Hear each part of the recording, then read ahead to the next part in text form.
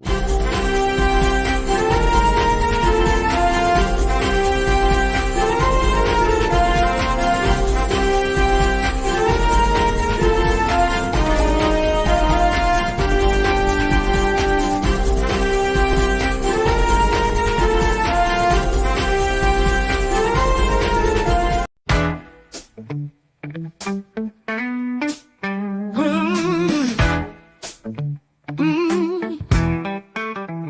the Brooklyn Bridge tonight, voices strong, knowledge tight, thorough black talk in the air, changing minds, changing flair.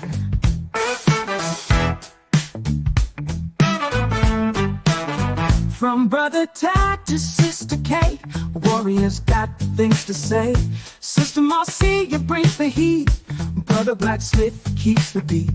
Revolutionary waves they fly underneath the open sky. Every word's a call to fight. Tune in, feel the ancestral line. Thursday nights, the world will see Black Power Media on the spree. Facebook, YouTube, all aligned, breaking free from every bind.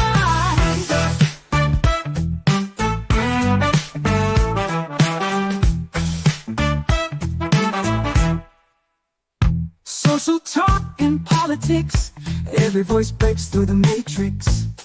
Commentary raw and true, for the many, not the few. Revolutionary waves they fly underneath the open sky. Every word's a call to fight. Tune in, feel the ancestral line.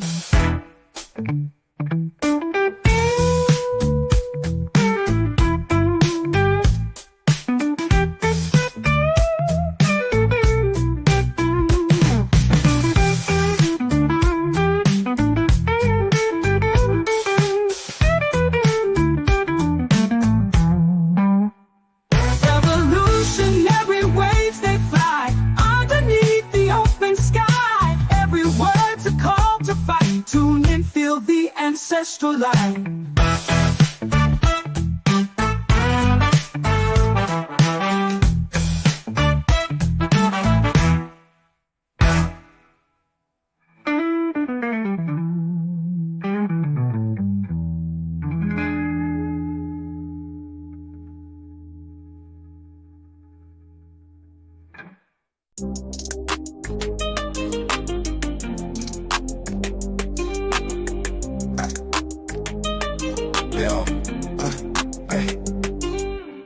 Stay strong on the bridge tonight.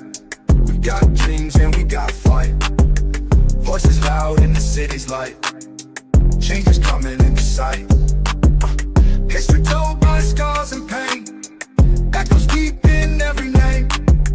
Legal truths we must reclaim. Through the storm and through the rain. Thorough Black Talk Worldview.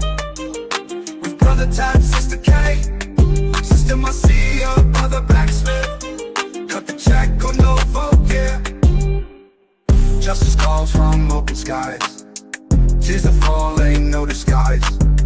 Marching forward, no surprise. Strength and hearts you can't downsize. Every voice a sweet refrain. In this fight we share the strain. Through the joy and through the pain, bound together like a chain. Thorough Black Talk Worldview. With Brother Tad, Sister K, Sister Marcia, Brother Blacksmith. Cut the check or no vote, yeah.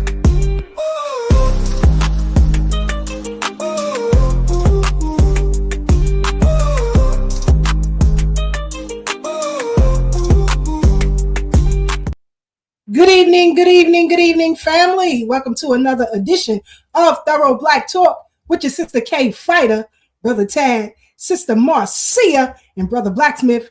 And of course, welcome back, Brother Devon, Sister Brooke. We'll have them on in a little while, but we're going to continue our conversation for the last 2 weeks because there's a lot. But let me get my brother up on the Brooklyn Bridge, the OG Wisdom Podcast. Brother Tad, what's happening? Peace, family. Peace, peace, peace. What's the word, sis? How you feeling? Good, good. Dealing with some health issues, but I'm going to be all right. I'm going to be all right. Yes, you are. You know what I always say. No matter how hard things may seem right now, it's always better days ahead. Absolutely. Sister Donna, Brother Kerwin, Alabama, what's good, family? How are you? Sister Joyce, Brother Monty, Suffolk County, what's happening? Our brother Rich Nice, the Bay Area, what's happening, brother? What's happening? BX, the gatekeeper, up on the Brooklyn Bridge. How you doing, sis? Hope all is well with you. Sister Tanisha, what's good, what's good, what's good? Farnessa, I tell you, Alabama, they don't play. Uncle Jess, Aunt Marie, Brownsville finest, up in the building, family. What's happening? We got a lot to discuss. But first, Brother Tad, your mayor. Whew. As Tony Braxton's mother always say, out here laying it low and spreading wide.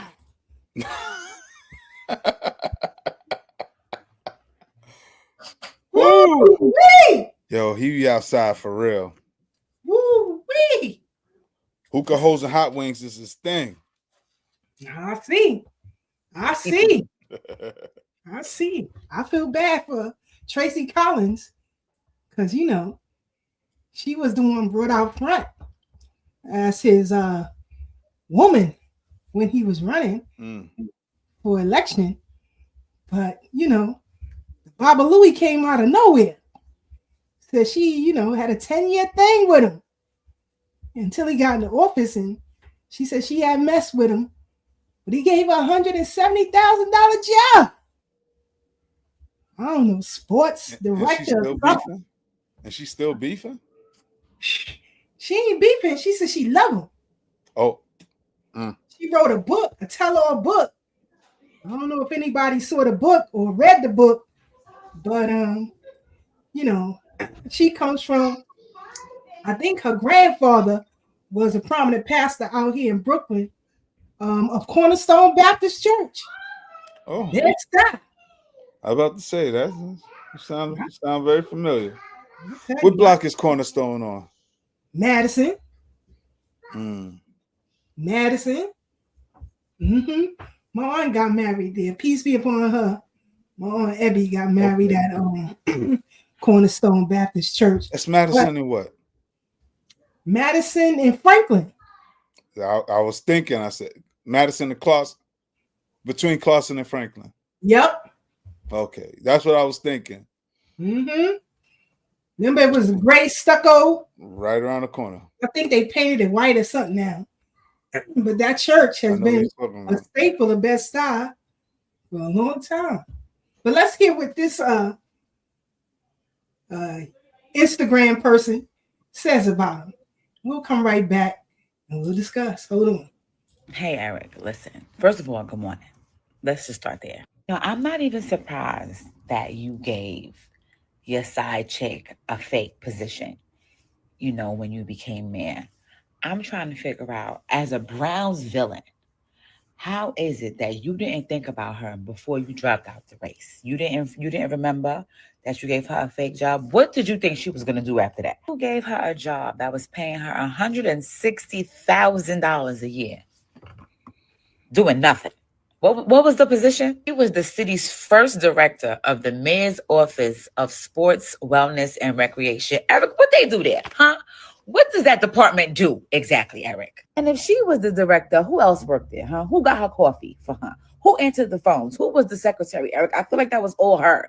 I feel like she ran that whole department by herself because it was a fake position to begin with. You gave her a fake position. You made her the director, and then you dropped out the race, Eric. What you thought she was going to do? Just walk away? And then where was the de facto first lady at? So you was cheating? Eric, you're a cheater? Eric, I can be wrong, but if you was cheating on a de facto first lady, then Eric, you was cheating on us.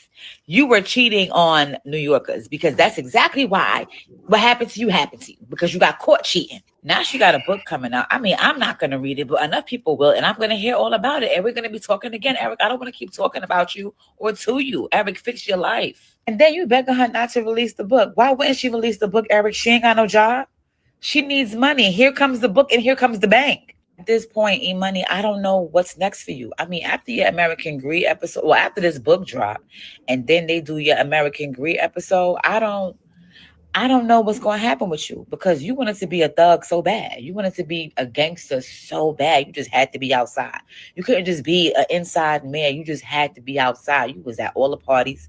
You was at all the clubs. You had the sections. You was everywhere and nowhere at the same time. And now there's a book coming out, Eric. Man, oh man. And let this be a lesson to you men out there that swear that it's women that's crazy. You're mad that she's not crazy. You would want her to be crazy.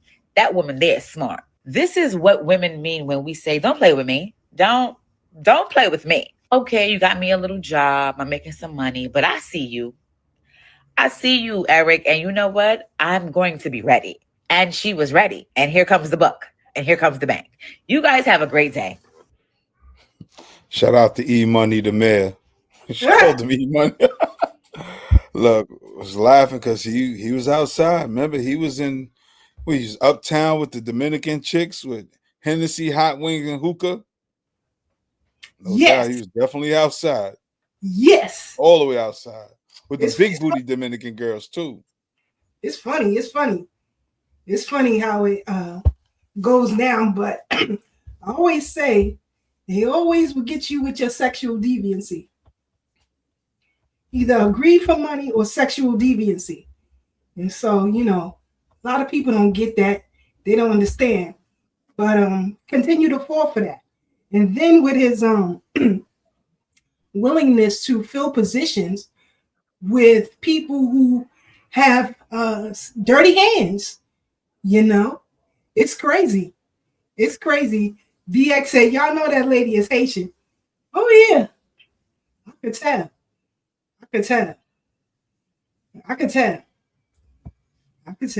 But, now Tish James today gets indicted for mortgage fraud.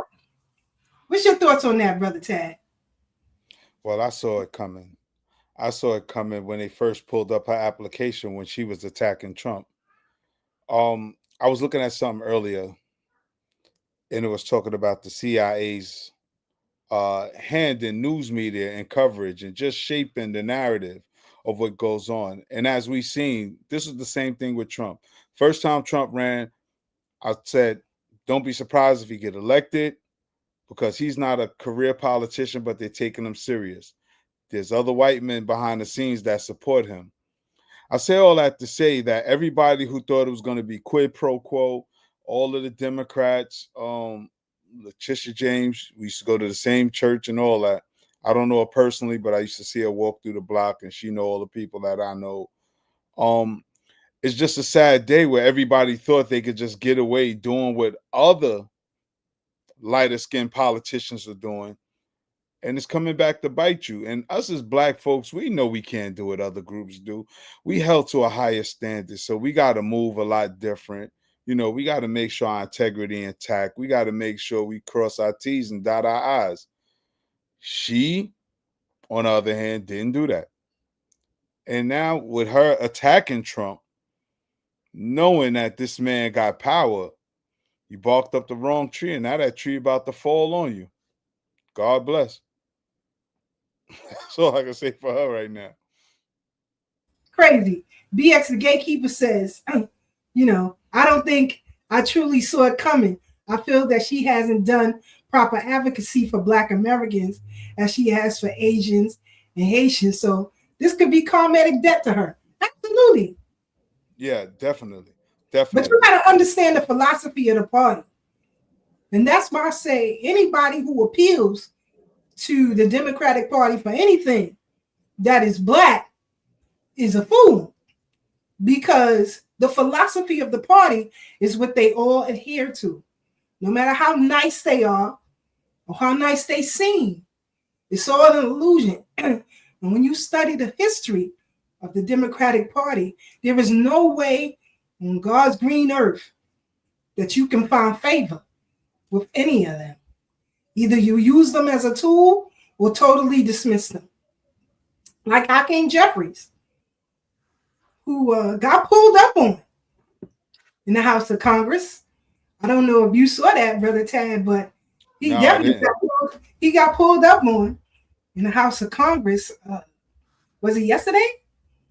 People were asking about, his recent decisions as far as the the budget is concerned and shutting down the federal government. But he mumbled the words, tried to do a little tough talk, but that went nowhere. It went nowhere.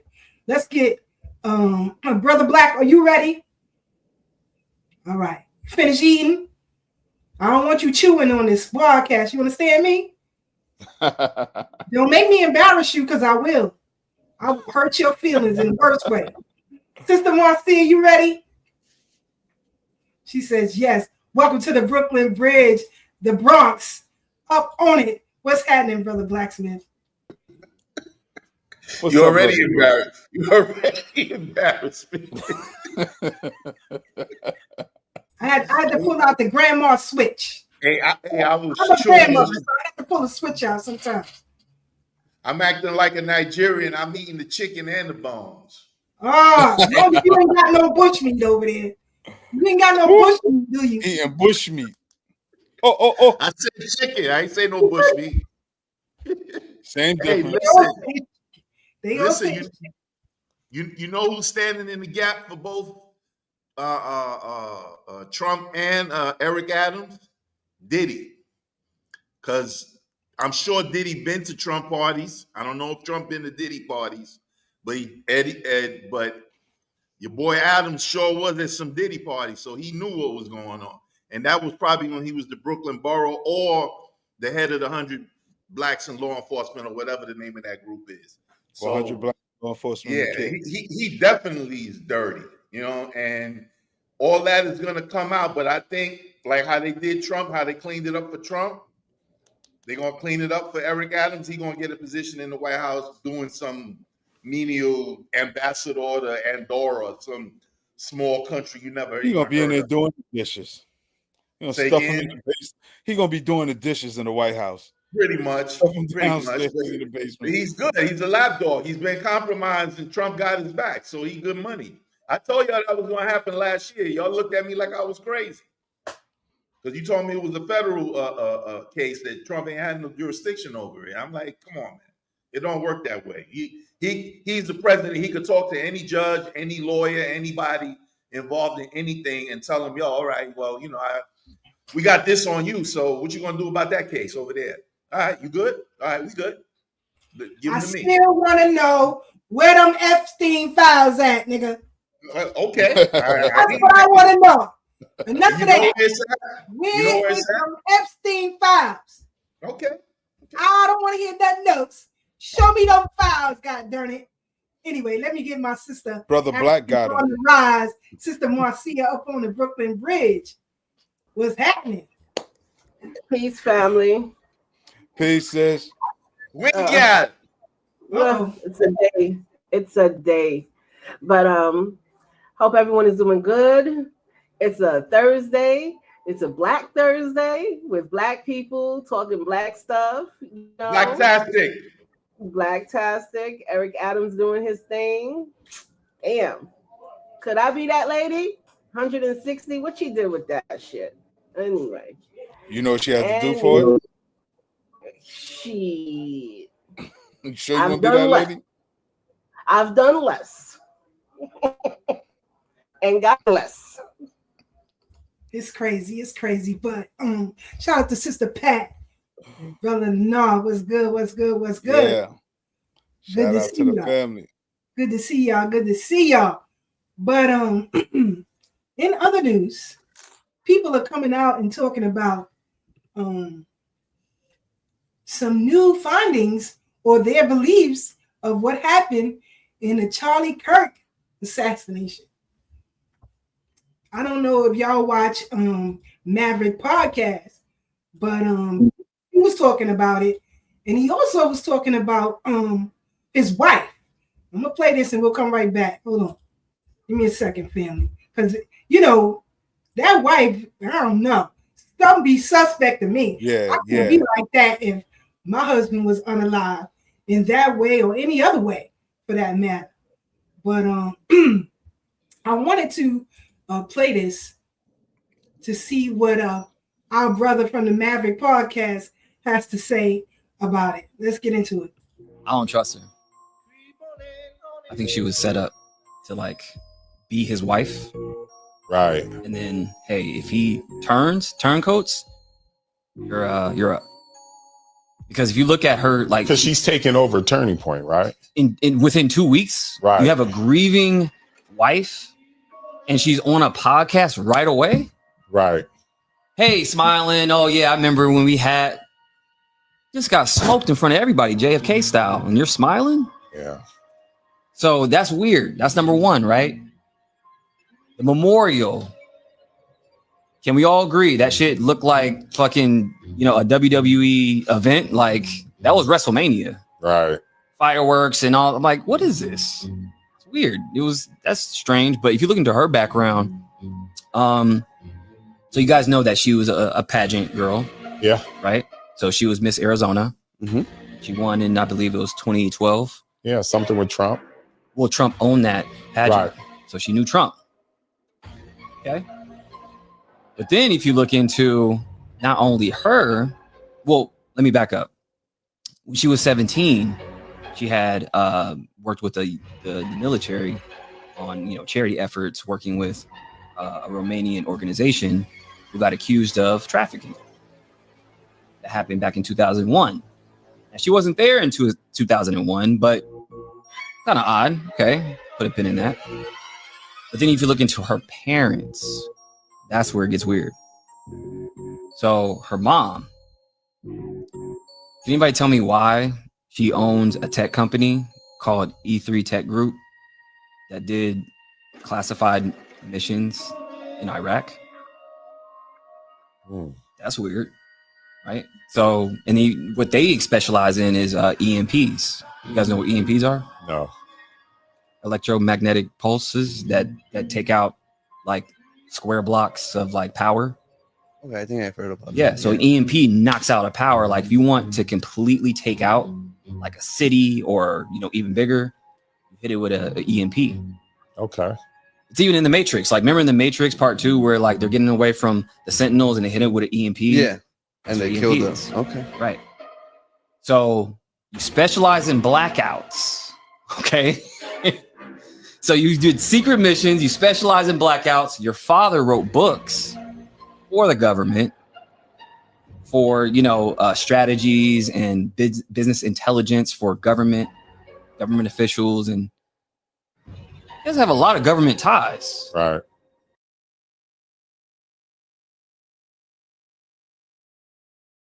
Wow. Your thoughts, Brother Black.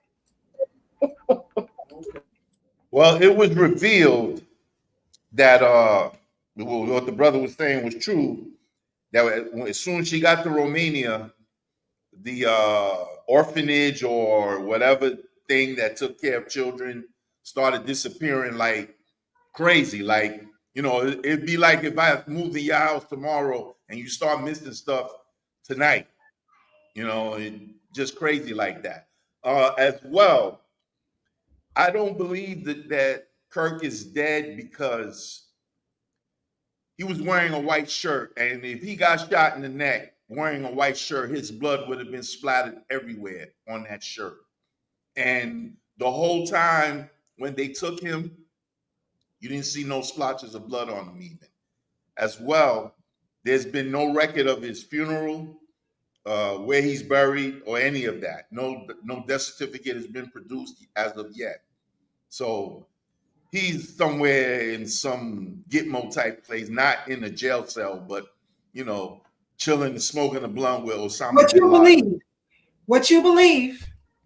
What I believe. Thank you. Sorry. Okay. That's it.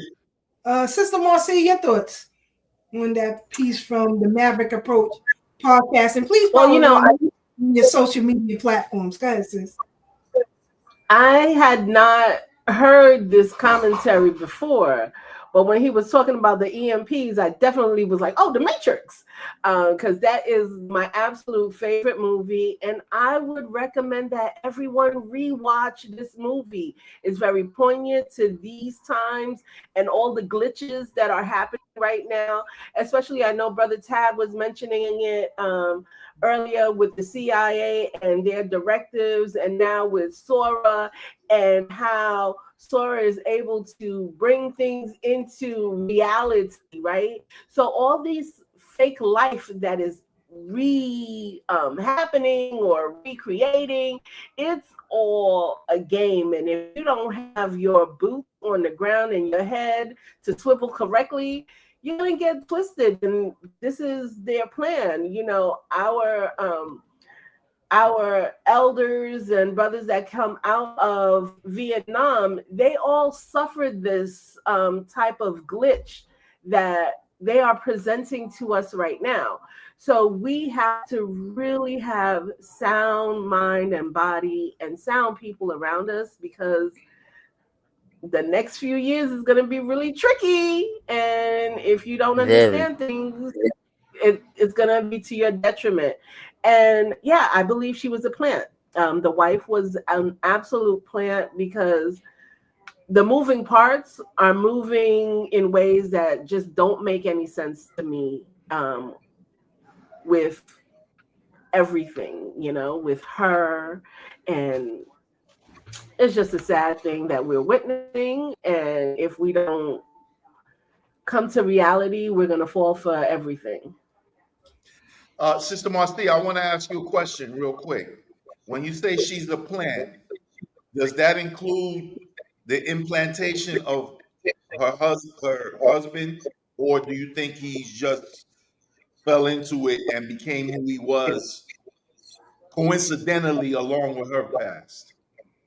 I think he was on a path and they wanted to glitch his path and put her in his pathways, right? So they planted her and he fell in whatever with her, and you know, and now this situation is occurring.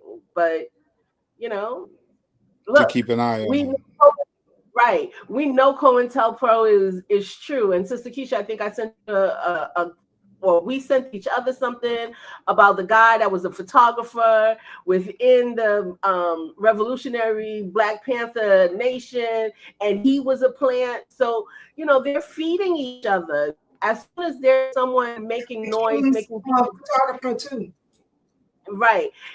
Making people think, making people wake up and realize certain things. Listen, that guy was a Looney Tune anyway, but for those Christian fanatics, he is the perfect plant, because now they're calling him the Jesus that woke, and he was walking in the path of Jesus and blah blah blah blah blah. So it's very questionable. Thanks for the question, Black. Yeah. What I want to add to that real quick. Go ahead, take your time. It's definitely a possibility. As I was talking about the CIA operation earlier, it was Operation Mockingbird. Mockingbird is what it's called. For those in the chat, look it up, Operation Mockingbird. So when the CIA, and Black, I'm going to need your help too. It's when the CIA decided they was going to take over the media that way to control the narrative and shape the thinking of this nation. Remember, we only got two main news sources. That's Reuters and Associated Press, and the CIA ran the both of them. Not to mention, they also ran Hollywood, so they fed the news. Reuters, the news outlets. Reuters is from the UK. But no, it's from the UK. It's UK, right, but you know they work together. You know they work course. together, right?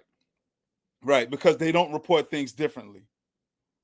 Remember, the United States is the underling of the United Kingdom. So just so we clear, because I think people always separate the United States and the United Kingdom, and they're both working in tandem, right? So with that being said, about his wife, possibility and potential. Years ago, back in the 70s, there was a book called The Mind Control of Candy Jones. Candy Jones was a pinup girl, if you will, back in, I think, in the 40s. and things like that. But she was also a CIA operative. And how we knew, she was married to a talk show host named John Neville. And one night she was talking in her sleep. And she was just saying things that he found very odd, and she didn't remember saying them. Long story short, he put her under hypnosis and dug deeper to learn that she was a spy, and she didn't know that she was being used as a spy. At least this is according to the book called Mind Control of Candy Jones, which these are real people now. These are real people. I'm just talking about the book. Sister Keisha, I don't know what the legal terms we could use on YouTube, allegations and all that stuff. However, in the book, they did talk about Candy Jones being a U.S. spy, but because she was a model and a pinup girl, and she danced and sung for the USO, you know, the soldiers all around the world, she was able to move around the world freely, but still do things for the government in covert operations. So it doesn't seem far-fetched that she could be a plan. In fact, even when we deal with Malcolm X's daughter, God bless Malcolm Shabazz's mother, remember she was arrested for allegedly plotting to do the 1-2 to Farrakhan. But if y'all can remember, the person who turned her in was somebody named Kilpatrick, who was actually an ex-boyfriend of hers, but come to find out, he was also an op, an alleged op, working for the government. And he was put back in her life to, you know, just see what's going on with the Shabazz family. What are they talking about? Because all this was done before young Malcolm Shabazz came home from jail. Remember, young Malcolm Shabazz was locked up for the death of his grandmother, Dr. Betty Shabazz. And again, talking about how the news fabricates things, remember, it was sold to us that the 12-year-old intentionally deleted his grandmother. But that was not the case. He was a 12-year-old that was misguided and set a fire that just got out of control. But how did the news report it? Again, because these ops want to plant seeds in our minds to make us think a certain way, understanding that the mind is the most powerful tool we have. So they realize that. So they play these mind games and tricks on us. So again, I'm gonna wrap this up. His wife being a plant is not far-fetched, because what history has shown us is this is one of the things they do. They put plants in any operation that's a disruptor, if you will. Anybody that's a disruptor, whether you're for the system or against the system, they're going to plant somebody in there that you think you can trust, that's going to keep a close eye on you and report back to them folks. So with that, it's not far-fetched. Got you. In the entertainment industry, Yeah, brother. I just want to say this real quick, Sister Keisha. In the entertainment industry, they call them handlers. Same thing. Yes. And it's also in the Pan-Africanism movement too. Oh, definitely was in the Pan-Af. We saw it. We saw that on Like It Is. Still is. Yeah. Still is. Knowingly and unknowingly. I dropped a book in the chat, a free download. You know we give y'all info around here of the Glass House tapes. Okay? You might want to read that. All right? I'm going to save that topic for another time, but you might want to read the Glass House stuff. And I hope y'all read that link I gave y'all last week about what the Caribbeans were doing in the early days, written by one of their own. Yeah. About the disrespect. Yes. The shystiness of it all. Yes. Did you read it, Brother Tad? Yes, I read part of it. I read most of it. I'm trying to think, did I complete? You know, we always reading, so everything gets jumbled up in there. But just for those who don't know about Operation Mockingbird, let's just play this clip and we'll get right into our show and bring our guests in. Mockingbird was a secret campaign by the United States Central Intelligence Agency to influence media and public opinion during the 1950s and 1960s. The operation was officially launched in 1950 in the early years of the Cold War and was intended to counter Soviet propaganda and influence public opinion in favor of the United States. Under Operation Mockingbird, the CIA used various tactics to influence the media, including recruiting journalists and other media professionals to work as covert agents for the agency. Some of these agents were tasked with writing pro-American propaganda or discrediting stories critical of the US government, while others were simply used to gather information. The program was originally intended to be a short-term effort, but it continued for more than 2 decades and expanded to include not only US media outlets, but also foreign media organizations. The program was not made public until the 1970s, when it was uncovered by journalists and congressional investigators. In response to the revelations, the CIA publicly acknowledged the existence of the program but stated that it had been discontinued. Operation Mockingbird remains a controversial and little understood chapter in the history of the U.S. intelligence community and its relationship with the media. Some critics argue that the program violated the principles of a free press and undermined the public's trust in the media and the government. Others argue that it was a necessary and justified effort to counter Soviet propaganda and protect national security interests. Very interesting. If you can read up on that. But I'm about to bring our guests on, but I wanted to show you all a little clip of them discussing Jamal Bowman. And they learned a very powerful lesson that, you know, as I said, they stick to the philosophy of the party, not what you feel, not what you want. They're going to stick to the philosophy of the party. So Sister Brooke and Brother Devon had this interview on her channel, and please follow her. And we're going to show a little clip of her business, and we'll bring them right on. But you have to be well aware that the Democratic Party, no matter who it is, what their intentions are, it is a gang operation. It is a criminal enterprise that is legalized, just like the Republican Party. It is a criminal enterprise that is legalized and is held together and allowed to operate that way through the voters. So we're going to play this clip and we'll come right back and we'll bring our guests in.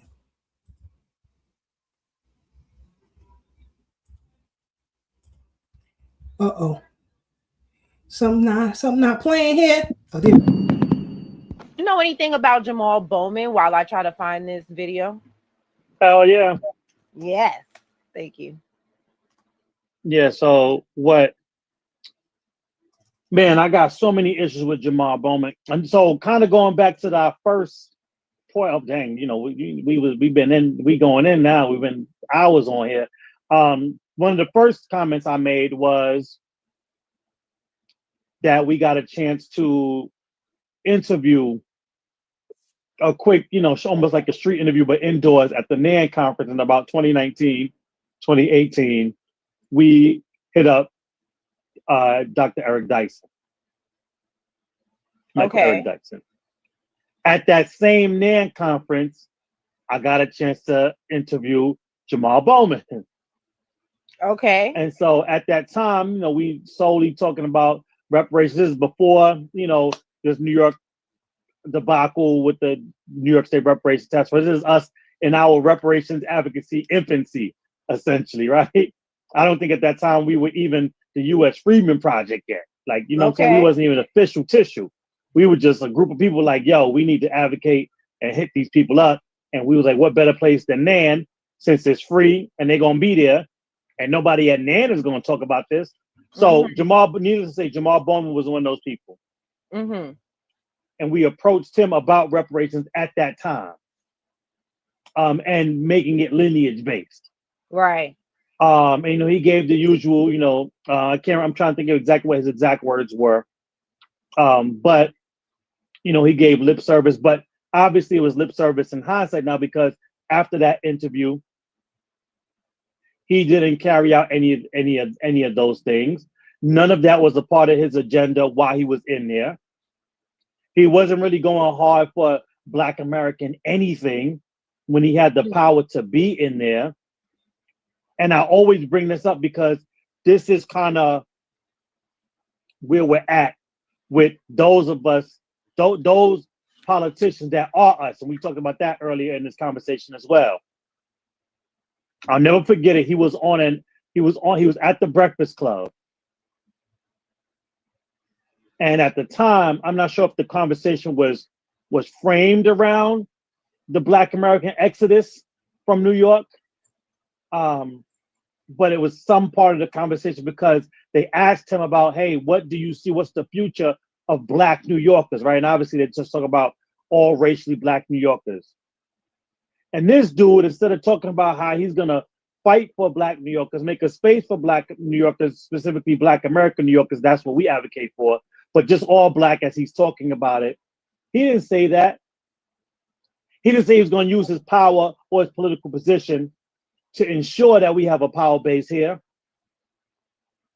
Now, whether you agree with this or not, I'm just talking about how egregious it is for a New York-based politician to not be talking about how to build up Black power in New York. Right. This dude goes on to say, hey, you know what? I think it's a good thing that Black people are leaving New York, because if we can start building up our power base in the South, then we can really start doing some stuff and have the numbers to get some things accomplished. Now, I don't want to hear that bullshit. Now, is that a good idea? I'm not saying that's a good idea, bad idea, or indifferent idea. My point is that we elected you to get your ass in there here in New York to create what you're talking about creating down South here in New York. Mm-hmm. And so when you have somebody in power that is passing the buck, Mm-hmm. this is who he is.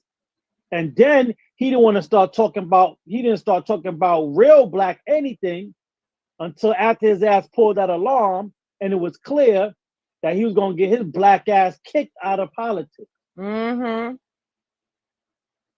But that same POC coalition are some of the same people that organized that candidate who ran against you and won. Yep. And so this is what we're talking about when we talk about not being unapologetically foundational Black American in your advocacy and stand up for your constituency, because you didn't stand up for us in good faith and in good conscience, we couldn't stand up for you. Right. My infatuation with a Black man's beard started in my childhood. Apparently, my father kept his beard solely at my request. I loved playing in it as a little girl. He looked so manly to little tiny me. So my love for a Black man's beard isn't a fad. It's always been in me. The seed for this love offering was planted long ago inside of a little Black girl who loves her daddy.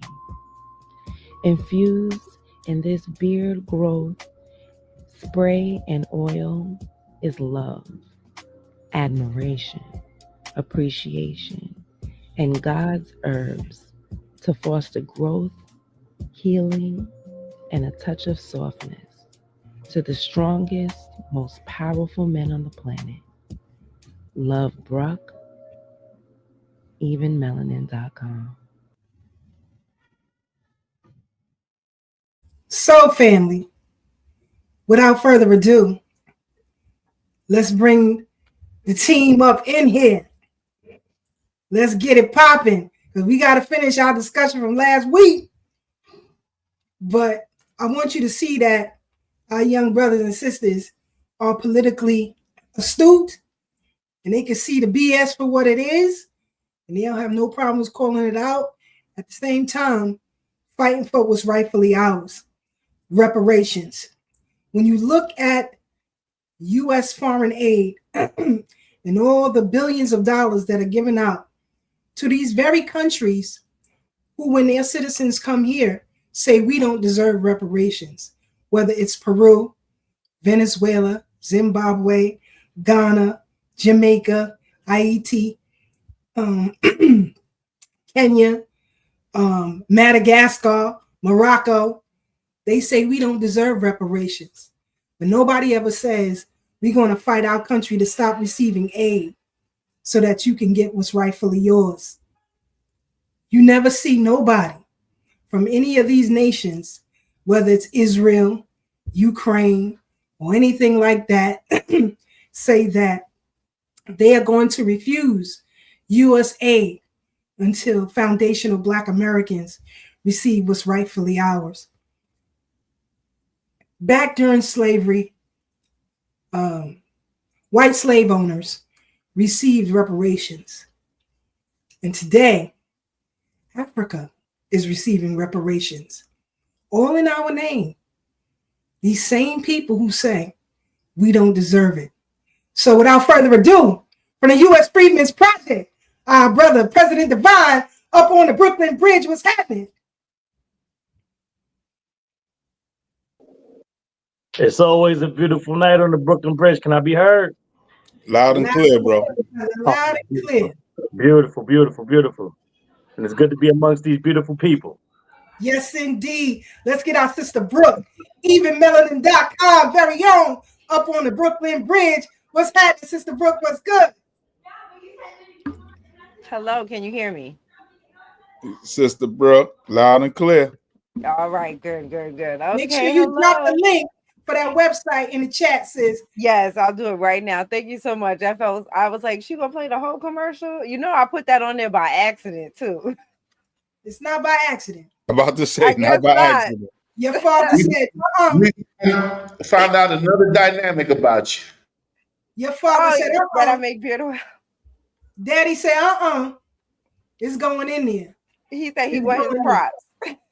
For all you brothers out there, got mine. Beards, make sure you get your beard oil. Got mine. Thank Ladies, you, Sister Brooke. Yeah, you're so welcome. The man in your life, hook up the son in your life, your uncle, your grandfather in your life. You can hook them up, and she got you with the 1-2. So, shout out to Sister Aruba 927. Yeah, Dirty Diamond TV mods. She's feeling a little under the weather, but she here. We appreciate you. If you missed the last few episodes on Doggy Diamonds TV, the one he did with Jim Jones about Jim Jones, the other one about Ghostface son, woo child, you could get the replay up on the Thorough Black Talk Facebook. Man, Sister Brooke been covering the topics. Yeah. Woo, he did a really great job with that Ghostface because I was looking at it a different way. And he, has a perspective that we don't have because I don't know them. You know what I mean? And he really broke that down. So, if you want an honest perspective, definitely check those two out. They were great. And then the other one, Jim Jones, my IG was going crazy and I was scared. My IG was looking scary. I was like, who are these people? Why are they mad? What's going on? And he explained that to me too. So, thank God for somebody like Doggy Diamonds to break it down because I didn't know what the heck was going on. Yes, indeed. One day we got to get the legend up on the Brooklyn Bridge. We'll let Brother Tad work that out. But anyway. Got you. But anyway, I'll get you them a text or call them. That's family. That's family. So anyway, continuing our discussion from last week. At that event. It wasn't an event. It was eventful. It was. To say the least. But, I want you guys to really give your perspective tonight. I'm going to fall back. I'm going to let you, Brother Tad, Brother Divine, give one too as we play the rest of the clip from last week because I can get a little hot under the collar. I'm trying to keep my strength right now. It is what it is. Those who know. But I'm going to play it and we're going to get right back and we'll discuss this. And please follow the U.S. Freedmen's Project as well. So let's get into it. Let me add this to the stage. Here we go, family. The rest of the shenanigans. Let's get into it. So I I'm not saying, and this is the thing. This is what y'all not understanding. So if you're, let's just say you're for reparations, right? And you're standing with us, right? Wonderful. I'm not talking to you, but I will delineate from Westmore, and I have to let people know that Westmore is not us. That is why he feels that way. He is standing in the middle of right. And let me say this: understand that this is not just foundational Black Americans coming for Caribbeans. Because let me tell you something, it's if a foundational Black American is in my way of my reparations, I'm mowing that motherfucker down too. Okay? I don't give a fuck who it is that's between me and my goddamn money. And for somebody else to sit here and say that, oh, it's a colonial money, if I took $5 from you and didn't pay you for it, well, how would you feel? You want your money regardless. I don't care if I took the money and spent it on crack. It's my goddamn money. My people worked for hundreds of years for free. And if you were not here on this soil working for this government for free, then you don't qualify for reparations. But that does not mean that I don't stand in solidarity with you while you get your reparations. Right. Hold on. Thank you. My resume speaks for itself. That's a lot.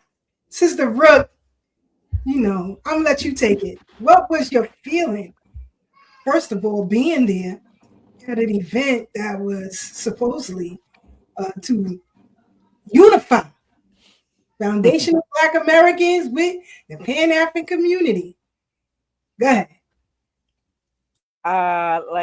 First of all, that's not the way it seemed to me when we got there, being that you're gonna have a panel and you didn't have not one full-blood foundational Black American on the panel. So that already was disingenuous. I don't know if you guys remember, but the first thing before they even started talking, I had my hand up because that was my first question. It was going to be, who is a full-blood foundational Black American up there? But, you know, y'all said I was beasting already, so I relaxed a bit, you know what I mean? But yeah, I mean, in this clip right here, I think I said exactly what I meant. Like, you know what I mean? I think I listened to it now. My language was quite harsh. Maybe I could have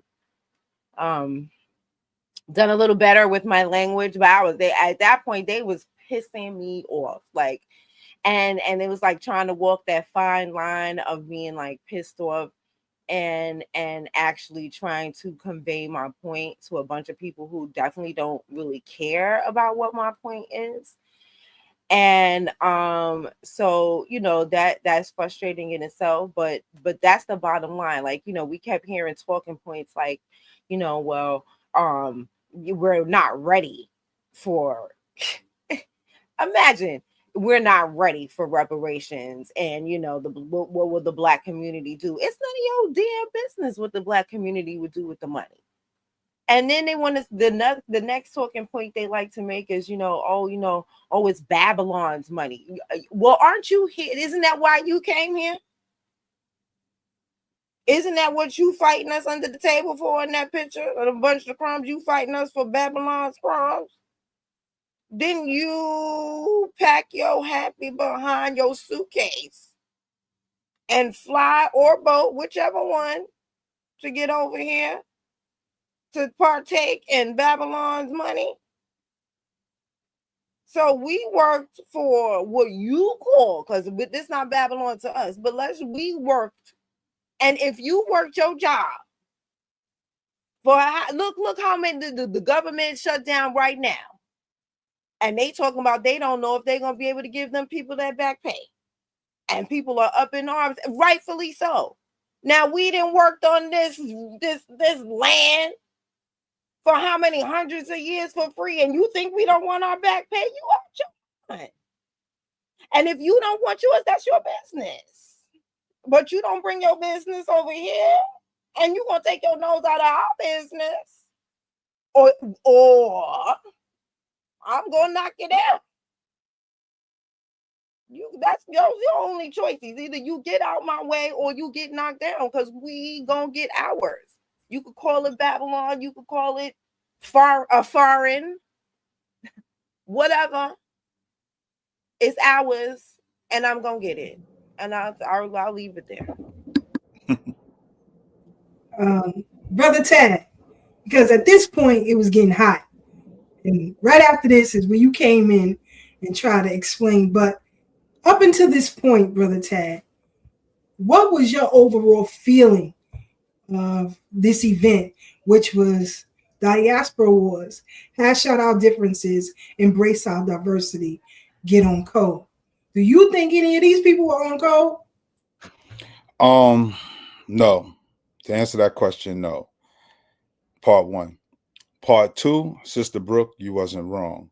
Because of the climate that they created from the beginning, when they opened up with that bullshit video that they showed. And three, Sister Keisha, to your other question, what was going on through my mind? It's like, I wish they just shut the fuck up because they don't know what they're talking about. And this is the thing that kills me. Caribbean people trying to tell Black Americans about Black American history. These people are trying to tell us like we don't know who we are, like we don't know who our family is. I said it before and I say it again. We was emancipated before any of these countries, at least on the continent, were even named. Berlin Conference was 20 years after our emancipation. We was already free and building our own self-sufficient communities before they even were carved up and named. There was no Nigeria yet. There was no Rhodesia. There was no Angola yet. I wish they would stop it. I just wish they would really stop it. But you said something very profound, that we were already building our communities.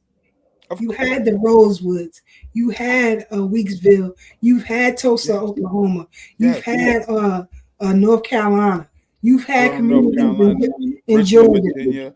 Yes, before a lot of these, even Caribbean countries, had their independence. And do they have independence? Absolutely not. And do they? Right. First of all, no nation, let me be clear with you all, no nation has independence without a sound military. Right. Now, look at your country's military and ask yourself, could they compete on a world stage, or will they become obliterated if something was to really go down? If the answer is obliteration, there you have it. Right now, Trinidad and Tobago, they say they have a $4 billion surplus. Yet they are still appealing to the U.S. for aid and military assistance, especially dealing with Venezuelan gangs. Right? So, how great are you? When I look at the president of Barbados, and she says some pretty profound things about the West, but you too are still receiving aid. And this is what I'm saying. It's a lot of talk and fluff with these people. But when you come here, you got bravado. It's crazy to me. You see? And that's why they didn't have a sound, full-blooded FBA on that panel, because they would have been destroyed. Your argument is naught. It's naught. So, they started off on the wrong foot, citing that Memorandum 46. Yes. We debunked that last week. And see, anytime you open a conversation talking about you're trying to get, first of all, we're trying to reconcile, right? We're trying to find a median for the disagreement that we have as a community, right? Because there's still Pan-African people that I love, still my folks. However, on this issue, they are wrong. And they can stay Pan-African. I mean, nobody's telling them not to be Pan-African anymore. I'm just saying, I'm about my people. I'm FBA. Always said I was FBA. Oh, we didn't call it FBA though. Sister Keisha, you remember we was telling people, yo, research your own bloodline. And I think in the part that kills me is when they say FBA is not a lineage, just a movement. I'm telling you, it's because of the fact that they can't trace their bloodline. They can't go no further than their grandmother, maybe their great-grandmother. Us, we giving centuries without even doing real deep dives, sis. How about that part? How about that part? I know my great-grandmother. Real quick, right? family, I'm gonna share this with y'all. So I've always talked about my great grandmother, who was we always said Ma's an Indian. We called her Ma. Said Ma's an Indian. Ma's an Indian. She was born in the year 1910 in Halifax County, Virginia. Right, her birthday is December 25th. Lo and behold, Doggy sends me something about Dr. Walter Plecker. They called it a paper genocide, and it was written in the laws as the Racial Integrity Act, where they took Indian off of birth certificates and put Negro and colored. Again, my great grandmother was born in Halifax County, Virginia. I saw her original birth certificate that says she was Indian. So it's always disrespectful to me when those of us that know our history, because I acknowledge one of the first Cromwells that came into America through the transatlantic slave trade, also known as the Mayafa, that came here. But people got to remember, as Black folks, we are not a monolith. We went through so much here. I'm getting more emotional than I can speak because I just hate stupid people trying to tell me who I am. And they don't know me from nowhere. All they know is I'm Tad from Brooklyn. And that's what I always tell people. I'm Tad from Brooklyn. They don't know my family history. They don't know my maternal grandmother. They don't know my paternal grandmother. They don't know my great grandmothers on either side. I did, and I do. And I have documents and I have pictures. Sister Keisha, and shout out to Brother Ray in the chat too. We spoke earlier today. But Sister Keisha, that's why I posted on Facebook, what and who is Black anymore? When we talk about what Blackness is in America, we got to ask, are we subscribing to the one drop rule? Because by this logic and rationale, white folks with one drop of Black blood automatically makes them Black. No. And I'm no scholar like J.A. Rogers, but a lot of people he was saying were Black was based on this one drop rule. And we have to start taking it. We got to start taking evidence, peeling it apart and examining it. And says, does this really move us forward, or is it holding us back and antiquated old school thinking? But yeah, these are some of the things that was going through my mind. I wish these people knew what they were talking about. That dog sent us. We'll play this. We'll come right back with our brother Divine. Hold on, family. Here we go. You know, we quick with it over here. Things you didn't know about the most shocking reclassification in American history. First, the 1790 census created the Free Persons of Color category to legally separate Black Indigenous people from Indians and deny their tribal land rights. They acknowledged these people weren't enslaved, but refused to recognize their true heritage. Second, the 1850 census invented the mulatto classification to mathematically reduce Black people's claim to full tribal membership. Third, the 1924 Immigration Act classified Black Americans as permanent aliens who could never become full citizens, despite being the original inhabitants. Fourth, the 1965 immigration reform specifically excluded Black Americans from Indigenous peoples' protections while granting them to recent arrivals. Fifth, modern census forms force Black people to choose between African American or American Indian, but never allow both designations at the same time.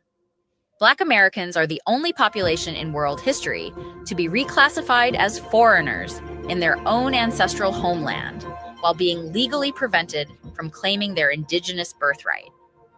The truth has been hidden for centuries. Here are 5 things you didn't know.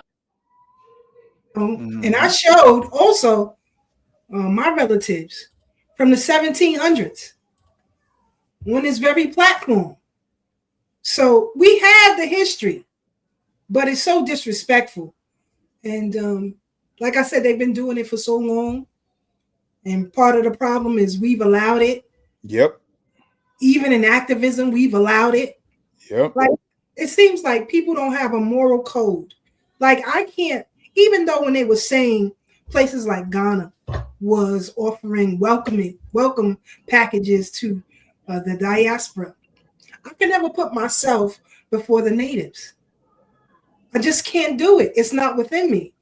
If they are not made whole, who am I to come in and skip the line? But nobody thinks about that when it comes to us. Like I showed before, when it comes to government programs, set-asides, monies, immigrants get more than we do. Immigrants take part in those programs, whether it's welfare, free housing, public education, free college education.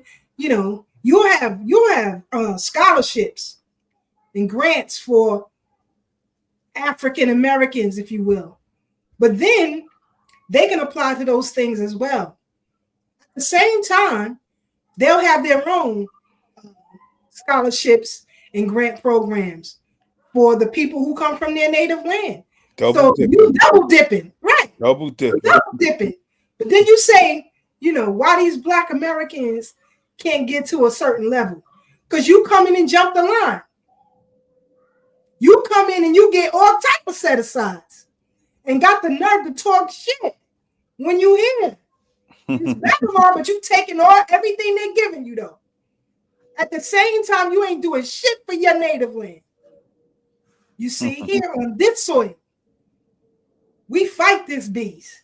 What's his name in Iowa? Ian Roberts. Mm-hmm. Another one. Anything, fake everything. Made it to the top. And then you say, well, these Black Americans are lazy.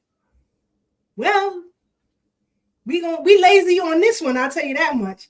We ain't getting involved in none of y'all shenanigans. And you know what? It's a good thing. I see ICE rounding folks up. It's a good thing. And then the lies they tell in Chicago. Oh, yes. I'm glad the Black people of Chi-Town telling it like it really is. And even that AI video they said of a baby being shackled in Chicago. That's an AI video. Not really AI, but it was enhanced, I should say. Right, right. They snipped it and changed the narrative. Right. It was a father who was playing with his son.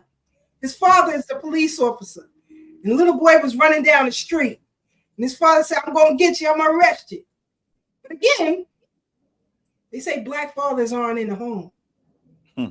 And then you come over here and you regurgitate the same bullshit, telling your children to stay away from us. Then just like those ancestors who sold us in the first place, you come here and you do the same thing. As Tad said, we had our own communities. We built those communities being foundational Black Americans with no help from none of us. None of us. And now you still got people who will say, well, what have y'all done lately? You greedy bastard. You still looking for something else, somebody else to give you something, even though you came here with your drawers full of shit stains.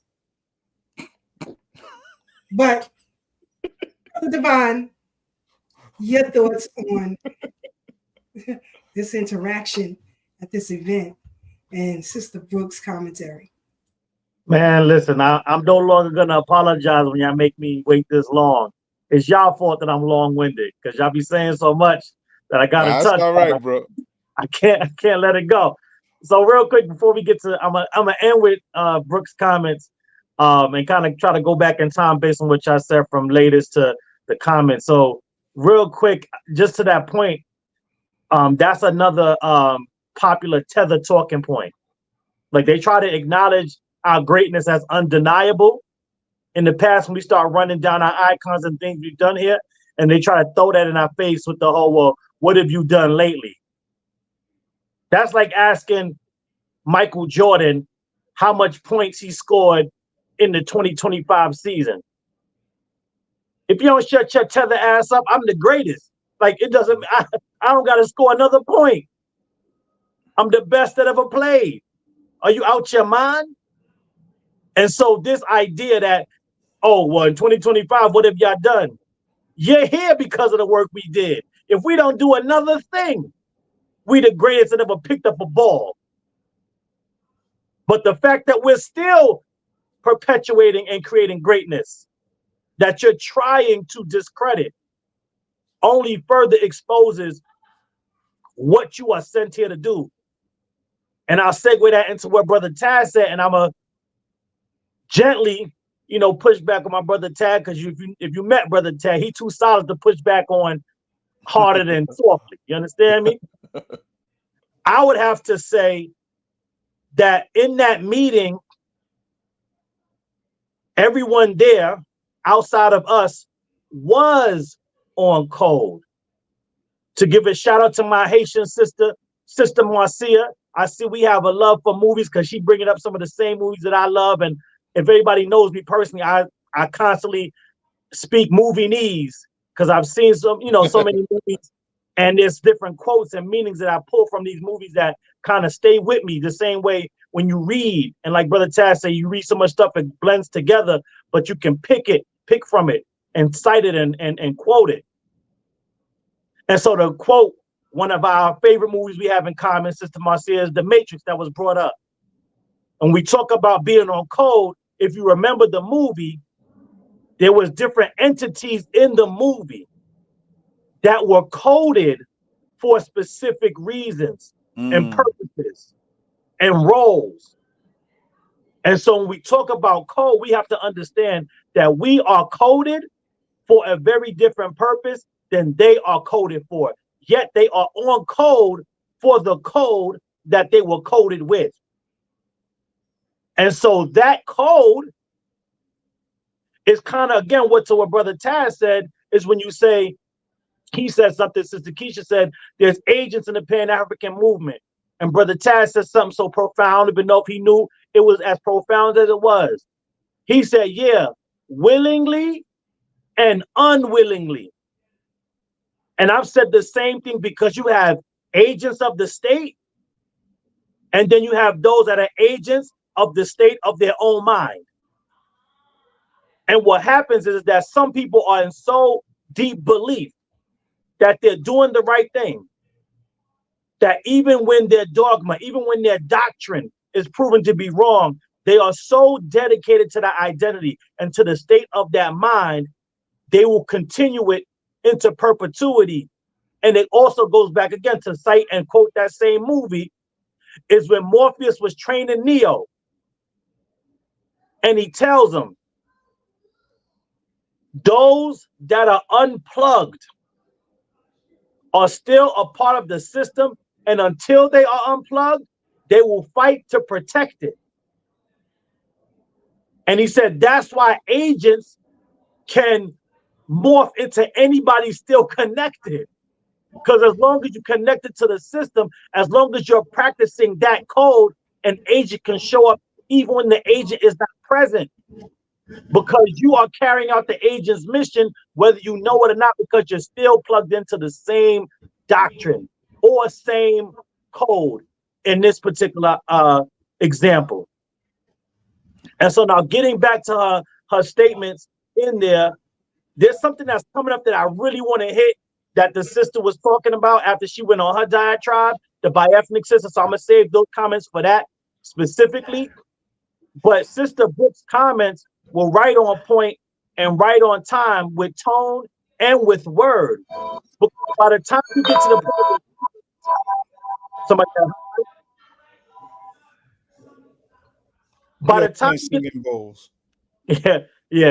by the time you get to the point where Sister Brooke is speaking, so much has already transpired that if you were in the room, what looks like harsh words and harsh tones, they're actually an understatement for what needs to be said at that point because of what was shared before. Right. So when she's speaking in the manner that she's speaking, is because so much bad faith has been spewed from the quote unquote experts. And this idea that because they are a part of this organization and a part of this coding, they know better. And I'll land here. This is why, in my opinion, obviously it's a humble brag. I'm trying to be humble with it. This is why the U.S. Freedom Project is so important. Because the term freedman, that status, is what's enabled us to move in a way, and I don't mean us as the organization, just us as a people, because freedmen was the status that was given to our ancestors and their progeny, which is us, that were formerly enslaved and emancipated in this country.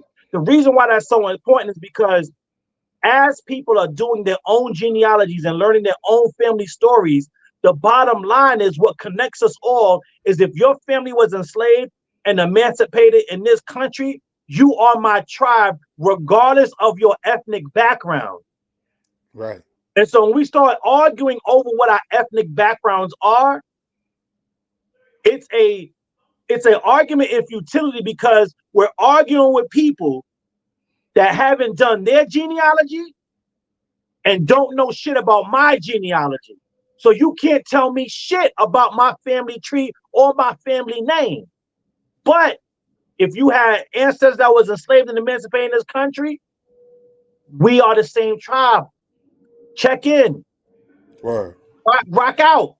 Let's all learn what our specific genealogy and our family trees look like. But if we are united by the fact that we fought our way to emancipation on this land after being enslaved in this country, then that's the commonality. That's what we got going on. And in my opinion, I know he asked this question, I'm landing now.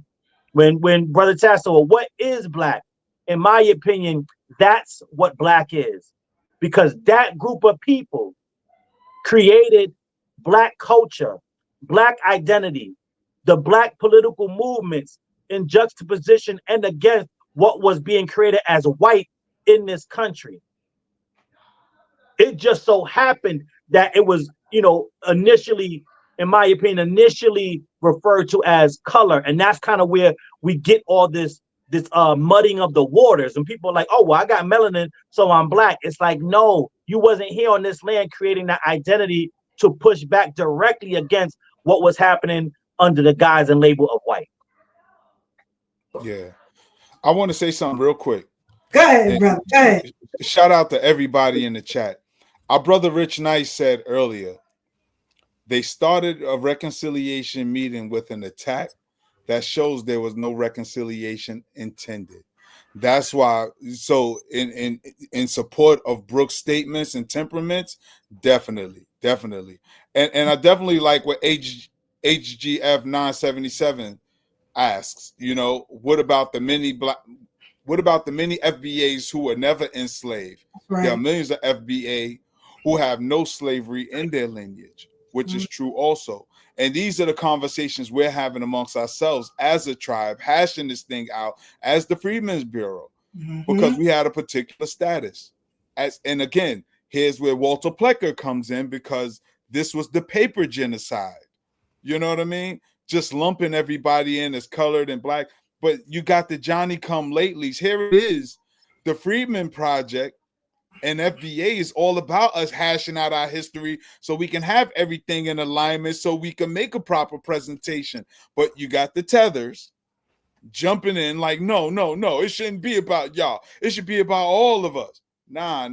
You got to go home with that. Because this not your fight, my G. So that was an excellent question you asked, HGF. Can I say one thing to HGF real quick on that too? Okay.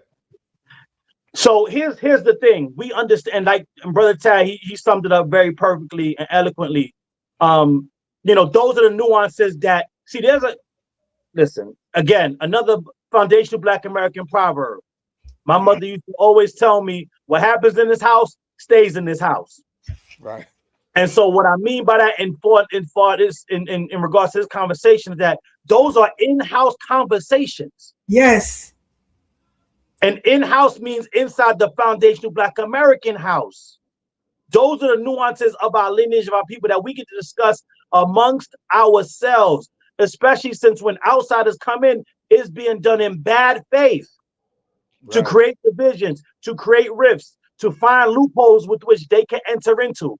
And the last thing I'll say is this. We understand there are those in this country that were not enslaved. You had the free people of color. There were different individuals. And like you said, with the classifications, here's what I'll say. Two things. And again, these are still nuanced conversations that we're having. But here is my personal opinion on it. What I found is that at this point in 2025, you will be hard pressed to find a foundational Black American that from 1865 to 2025 only met and procreated with other foundational Black Americans that were never enslaved.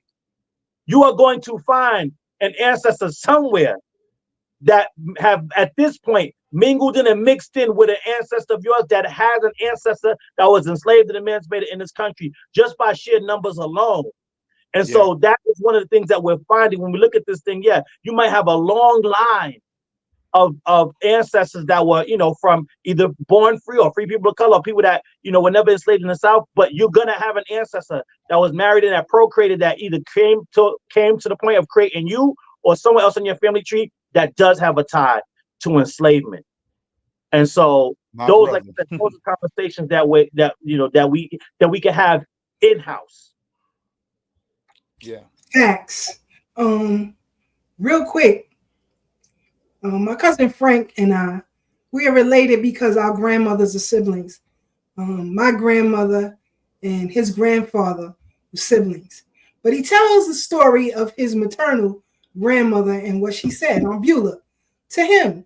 And, you know, the rest of the children in the family. My grandmother Bubby told me to my face, we're not Black, we're Native American.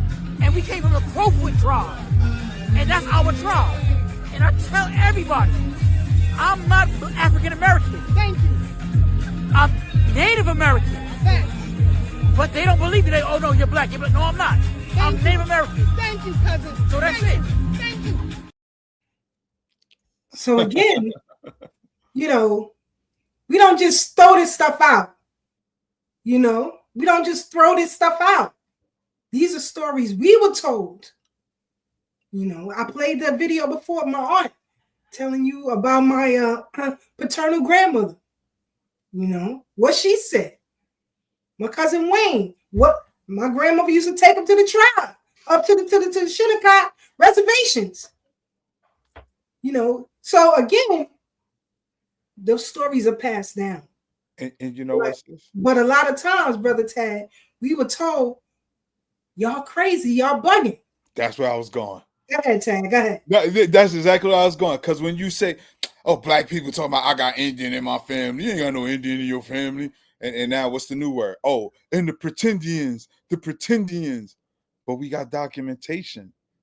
We got photos. And some of these people don't even know who their mama and their daddy is. Some of these people ain't even in their kids' life, but want to talk about lineage and family trees and bloodlines. Man, go pay your child support and get on code. I'm looking at documents from my second great grandparents. And you can see, because before they had birth certificates, they had what you call letters of birth. And on my second great grandfather's letter of birth, it says he's mulatto. But on his census records, they got him as Black. Mm-hmm. And as the years move forward, they changed them to Negro. This is on the census records. That's right. Just like what we played earlier, that video telling you reclassification. But you come here and you tell us we don't know who we are. That's what the fuck you are. And we let you rock while we still work with you to get things done. Yep. Now, we are standing up for ourselves. No, it's time for us to fight for ourselves now. Go ahead, Devon. And it's just ironic, and I'll say this real quick, is what you find is arguably, and we could be the most, and I'll just say arguably because I didn't do any extenuated or extensive research on this. Foundational Black Americans are arguably the most documented people to have ever lived, right? One of, if not the most. And what's interesting is when it comes down to this fact about, like you said, what is being said from our elders, from our now ancestors and our foundational Black American families, what's crazy is the people that are trying to discredit the most, when you look at them, they are the most, the least documented people. They're the ones that rely on oral traditions the most. And so you have these people that come from the continent and other places where their family tree is what they've been told. And they're allowed to stand on that while they discredit what we've been told. And that is just the irony and the hypocrisy of, you know, a lot of these Afro-immigrants that come over here and then get into our business and try to tell us who we are, when what they are is essentially oral traditions passed down. And I'm not knocking that, but you can't come here and discredit our oral traditions after you have built an entire life and identity on your oral traditions. Definitely. Let's get back into the clip and we'll come right back and we'll discuss. 60s, 80s, 90s, 2000s, and just 6 days ago, they're going to have a different texture of what they experience. So when folks are saying, I have legacy in this country, I could go back 200, 300, 400 years. So for somebody, because I'm going to lean into the feelings. So for somebody to come over here, whatever that means, because I don't believe in borders, but if someone come over here and disrespect me and feel that it's not necessary to know and learn what the fuck my lineage is about, that is disrespect. And this is why you say, wait a minute now. But my point is that this room already gets it.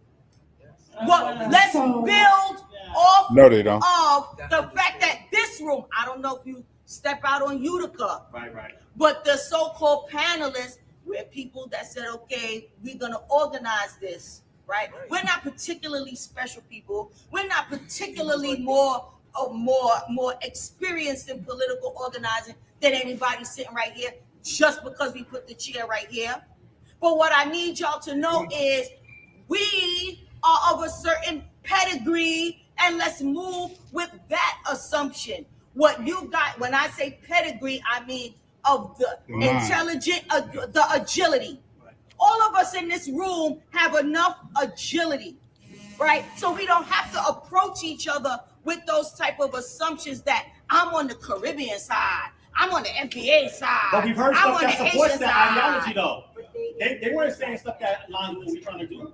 I didn't say right, but what I'm trying to say is that the purpose of us coming here is not for me to force alignment with you, or you to force alignment with me. Supposed to be for What understanding. the point of this is that what your alignment is, what my alignment is, what this alignment is, those alignments do not and have not exempted us from the strife we continue to experience right now, in the now. I cannot show a Jamaican card and they won't take my motherfucking house. I do not show. That's not true. I do not show. I do not show. Shirley Chisholm was allowed to reign. No, I'm talking about. We talked, but there's a history of it. She said that that. in her Shirley Chisholm I said that said that in her own book. So, no. I'm saying in 2025, we are experiencing strife. Take your pick which kind, because if your life is great, please write it down and let me know, because I know that food is busting my ass, and I know what my check look like. My check is good, but that food is high, that rent is high, that displacement is high, that violence is high. I got a 29-year-old son that live in the Ville, all right? Ain't nobody calling him no Caribbean because they don't know. They think he's a foundational, right? Because it's great. Cosplaying. Exactly. Cosplaying. Brooke said she had to re-strategize every time she came with that mulberry bush. Get to the goddamn point. And this is what I'm talking about, babble. Don't say us and we. I told you, community begins with family. What the fuck is wrong with yours? What's wrong with yours? I'm good over here. What's wrong with yours? And if there's problems, go fix that first. But again, she's talking about stuff that made no sense, had no bearing on what Sister Brooke said, because that comment came after what Brooke said. But again, instead of dealing with the issue, we get babble. We get babble. let's continue. Hold on. Let me move a line a little bit because she get on my nerve. Hold on. I gotta move her up a little bit because I want to get to what Brother Tab was saying. Thank you. And like I said, this nuance Look at Brooke's face. of Right. having a She's still Caribbean side talking. on the mama and a homegrown side on the daddy has given me still this babbling. POV, right? How What the hell is do she we talking about? reconcile these historical? Listen, if I pretend that Here's the thing. Here's the problem that we're having. Here's the problem that we're having. Here's the problem we're having, right? Dr. Claude Anderson told us that as foundational Black Americans, if we don't get our reparations, he told us that we're done in this country, in our own country that we built. So now all of a sudden, all the scholars are right except for Dr. Claude Anderson. But anyway, so because of this is why we have adopted. Now, we are not quite as violent as the Haitians, which I love, you know what I'm saying? And yet, hold on. Can I finish what I'm saying? What I'm saying is, in the beginning, yes, I did not say it as a disrespect, because this is honor to what the Haitians was able to accomplish, okay? So I'm saying that I started my speech by saying that the Haitians killed the Black collaborators first. We haven't killed them. That wasn't the first thing they did. Okay. That's not the first thing. That was So one of the first things. One of the first things. One of the first things. Now we understand the one. So what I'm saying is we have not done that. And that was the solution. That was brutal. That was the solution. But the Haitians won, didn't they? Didn't they win? Did not win. Didn't they? Sorry, Mr. Haiti. Did the Haitians win the Haitian Revolution? Okay. So what I'm saying is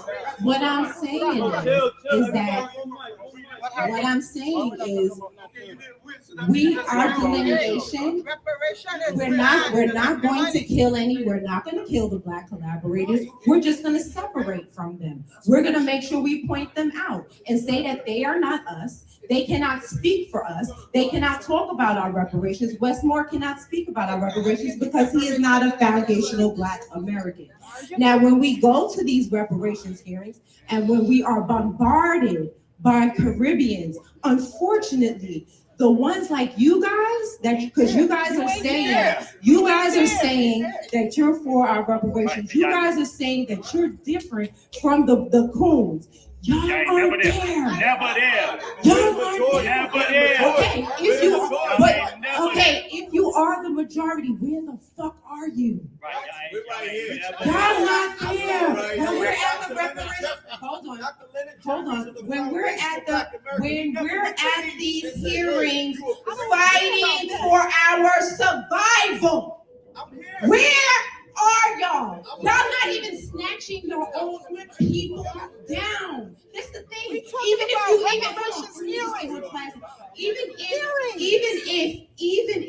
y'all don't stand with us and fight, right? Even if you don't do that, then please snatch your fucking coons down. Snatch your fucking coons down, because I am going to flatten them. Okay? And I don't want to hear no shit. You understand what I'm saying? I'm saying, if y'all don't fuck y'all coons up, I'm going to fuck them up. Go ahead. Okay? So this is what we're saying. I'm not trying to fuck y'all up. I'm trying to fuck up y'all coons. And why are y'all in the way? Are we fucking up your coons? We not in the way. All right, then. Then there's no fucking problem. Okay, first of all. It's getting hot. Go ahead, Great Sister point. Brooke. Calm down, Sister Brooke. She get hot again. Go ahead, Sister Brooke. Go ahead. Yo, seeing that, I didn't know he was behind me like that, like trying to shut me up the whole time. So the whole, yo,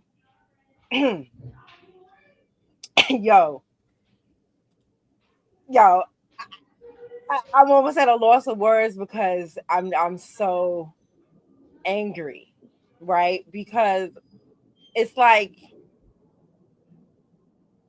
even listening to what I'm saying was untrue, because they were fighting us from the beginning.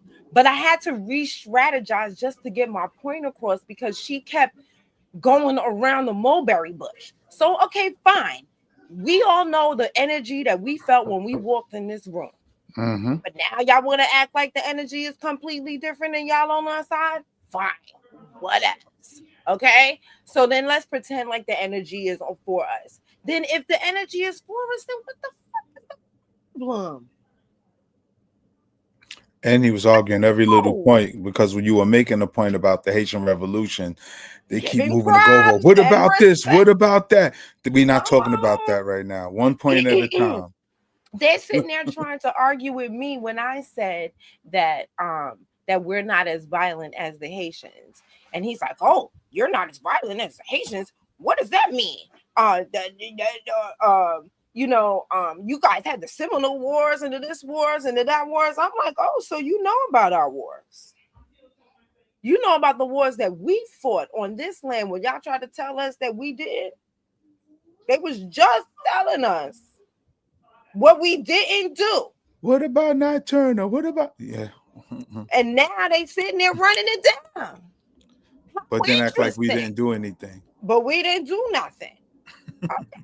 I'm just saying, that was interesting how that kind of slipped on out. Mm-hmm. So, ain't it? So, but he was so quick to jump on what I was saying. He didn't even, and he told on himself, and he didn't even catch the point. I wasn't even saying anything disrespectful. I was just saying that we haven't killed our coons. We're not trying to murder the coons. We're not trying to cut their heads off and burn down their house.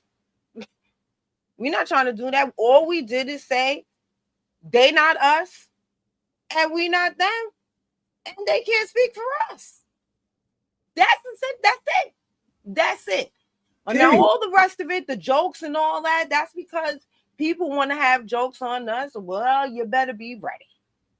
Because, now I may not be the best roaster in town, but that's because, you know what I'm saying, other people around me were so good at it. You know what I'm saying? I just was quiet. Because, honey, I ain't want to get roasted. I didn't even want to test them. So y'all messing with my FBA family, they roasting skills is crazy. The don't relationship. think you could, they still hurt over African booty scratching. Word. You can't deal with that. You ain't a fighter. That's our culture. We will roast you. If you looking crazy, we will roast you. And no but one you blame us ever for that. goes looking not for your that. parents. If you were so butthurt, why didn't they take you back home? But I digress. And on that point, the relationship between, go ahead, brother Brad. Yeah, I'm gonna be real quick, Soul Divine. The relationship between FBA and non-FBA is like that of a narcissist lovers. Oh, excuse me, a narcissist and a non-narcissist relationship. So they're gonna say all this side shit that I've been hearing my whole life because my parents is from another. Well, my father. Now my mother wasn't like that. She had very few friends, but they were all across the board. She didn't play that. I don't like them people because this, or I don't like them. She was very selective who she messed with. But all I'm saying is that's talking points that just add to the distraction for the fuckery to keep going on when it's obvious what it is. You know what I'm saying? Y'all ain't say shit about nothing when the Jews and the Japanese got reparations. Shut the fuck up. Only reason why you even got any skin in the game is because you're black too. Other than that, Or when your native land is still receiving aid, our tax dollars. But they'll come and tell us, well, we didn't enslave you. Why should our tax dollars be used? The same reason why our tax dollars is going back to your native land. In a righteous world, they wouldn't have me on the panel because I would destroy it. I'm telling you. No doubt. Let's continue. Go ahead, Black. Real quick, please, Keisha. In the real world, reparations should mainly come from the corporations that profit from it because there's a track record of it. And the government. And the government, And the because government. they made sure it happened. They put in place laws to make sure it happened. Yeah. And the government itself profited from slavery. How do I know? Because the Democratic Party itself was a key component in the kidnapping clubs. Yeah. One thing I want to say too, since Keisha, to what you said, in my personal opinion, in my personal experience, and what I believe with the African booty scratcher, like we already know, it's a red herring. But when anti-foundational Black American hatred is built into the crust of your culture, another foundational Black American proverb that I heard growing up in my house was, when you're looking for an excuse, anyone will do. And so because they're looking for something to rationalize the feelings that they already have, they've locked onto this African booty scratcher. Here's one thing that I've seen again in my house, because my mom was a stay-at-home wife, but she also babysat kids. And again, growing up in Brooklyn at that time, there was some Afro-immigrant kids that came to my mom and was like, hey, listen, I need some help here, whatever she worked out with them.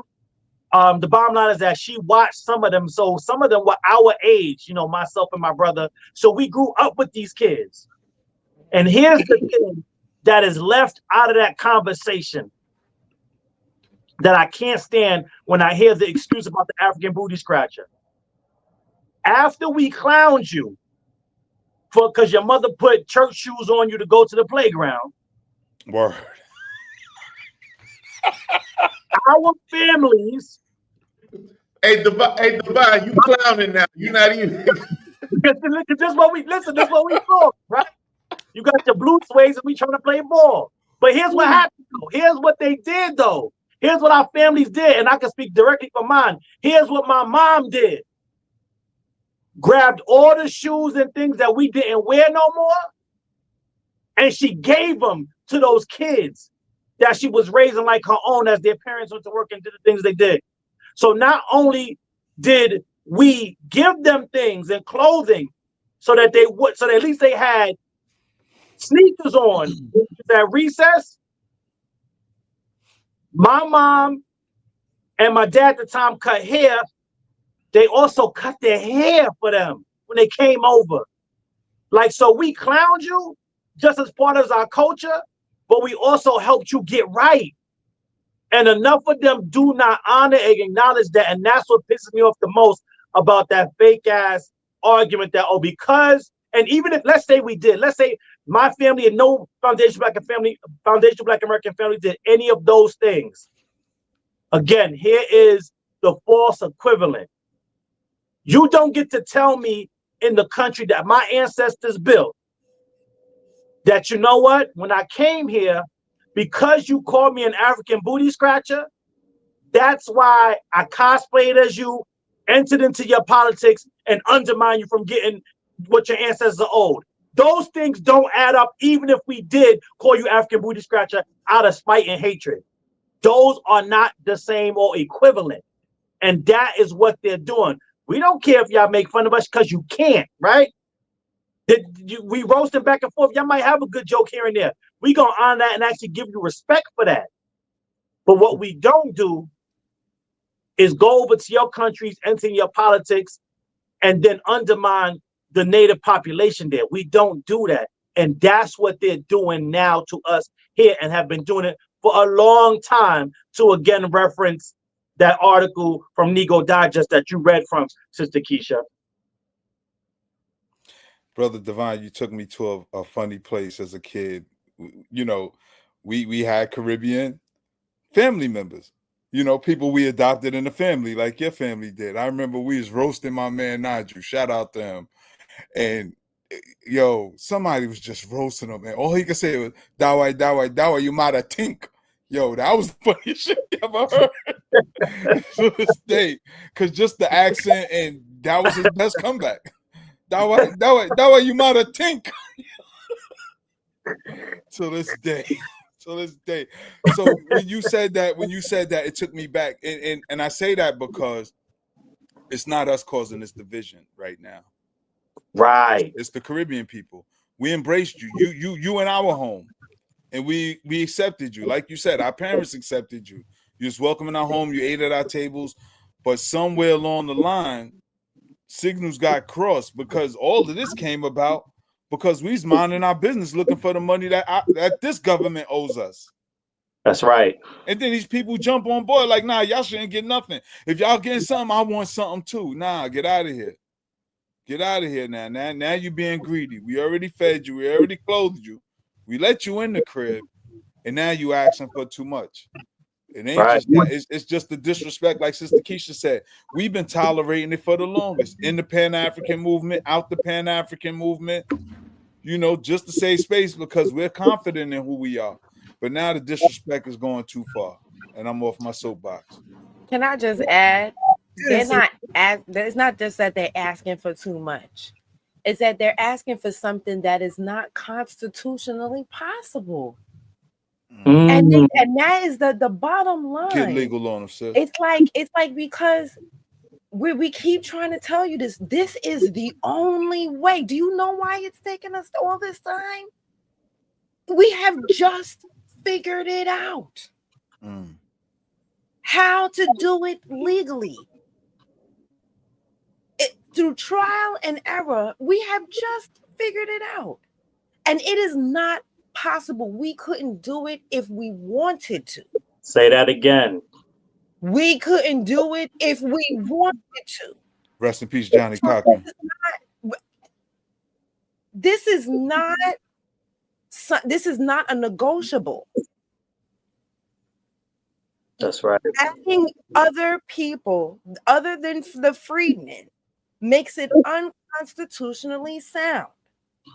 And it's like there are lawyers that are not foundational Black American that know this to be true. And they are lawyers and attorneys. Let me just say that real quick because there is a difference. I hope y'all know there's a difference between lawyers and attorneys. Lawyers are people who got their degrees or Juris Doctorate. Attorneys have passed the bar. There is a difference. Oh, wow. Only attorneys can litigate in a courtroom, but a lawyer can give you legal advice. Y'all don't believe me? Look it up. There's a difference between lawyers and attorneys. But go ahead, sis. That makes sense. Okay. Learn something new on the bridge every day. Every day. Or every week. Every week, my bad. Every day, watch the playbacks. Right. So and the old ones too. So we couldn't, and these people, they know that adding them would make it unconstitutional, and they are willing to scorch earth, our reparations, because they can't get a piece. And that right there, it just reminds me of the same voodoo tactic that the Africans did on us before they sold us to these colonizers.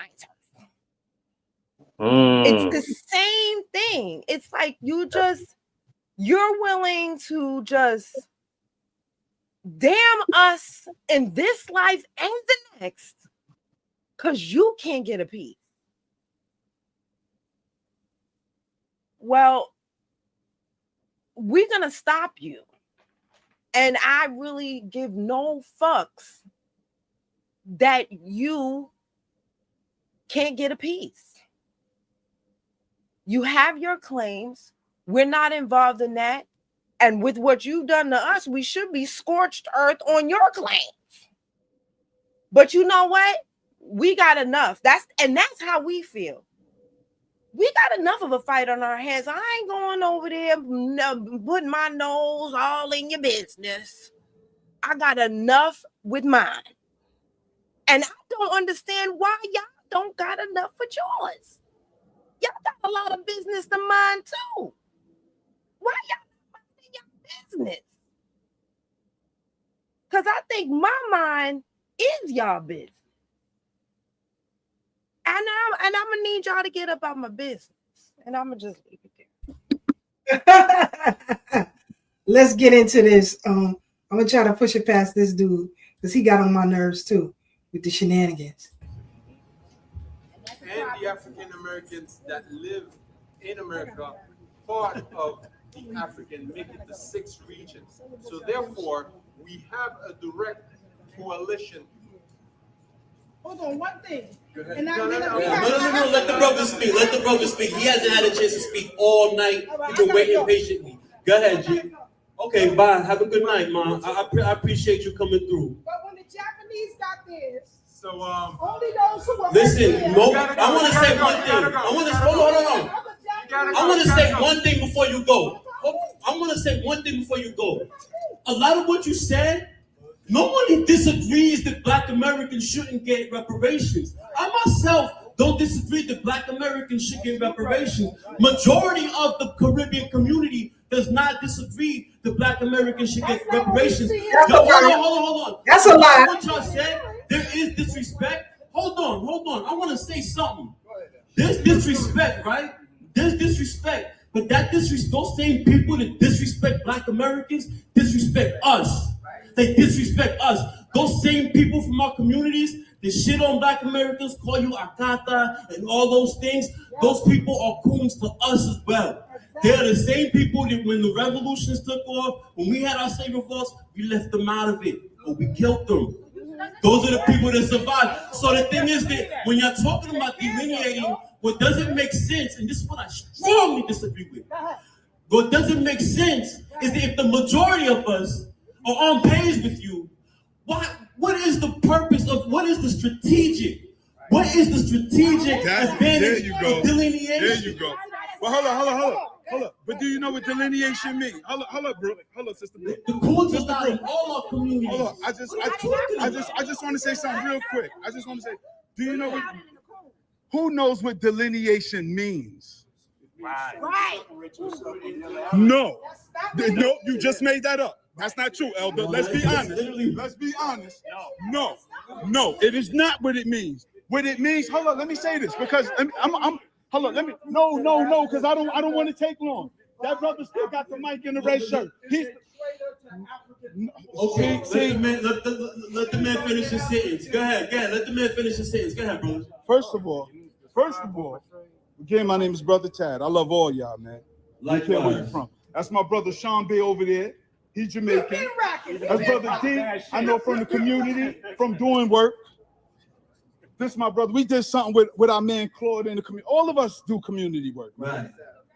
But delineate means to give something a specific definition. That's all it means. It don't mean get away from Africa. It don't mean I'm not black. It don't mean I'm Bilalian. It don't mean none of that. You an American or an African? I'm a Black American. I'm a foundational, because you can't define me, brother. Do you know my bloodline? Hold on.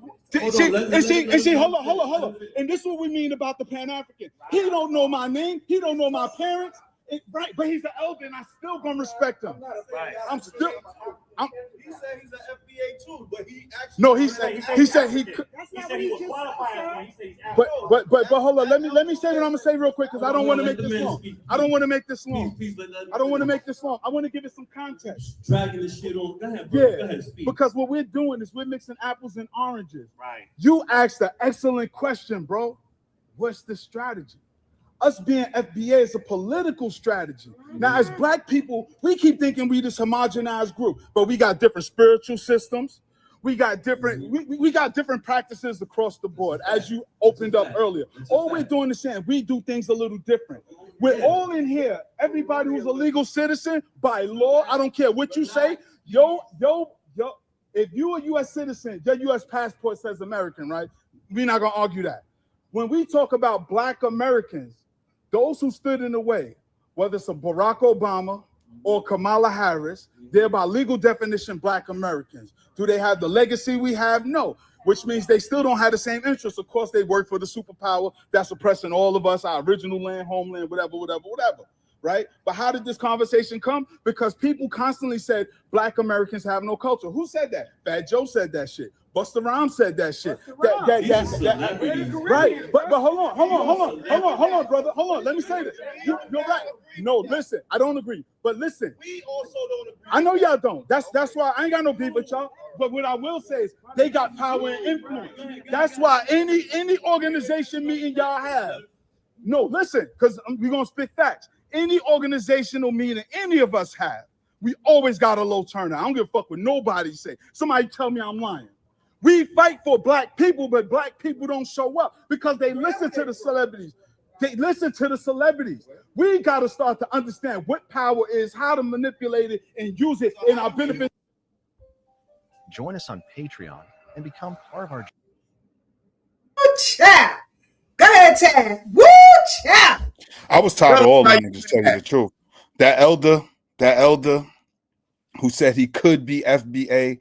Remember, he was from the Uhuru movement. I'm glad y'all peeped that. I'm glad y'all peeped that in the comments because they did have some Beckys in the audience. But for those who don't know, the Uhuru movement led by Omali Yeshiteli, they have a flank. They had, I don't think he's in leadership no more, a flaming homo named Ghazi Kojo who was twerking for Garvey with red, black, and green. Then they had white folks in leadership that was stealing money. Like Sister Keisha and myself and Sister Marcy, I think we all been in this movement long enough to see the bullshit. And what it is people don't like to be called out on a bullshit.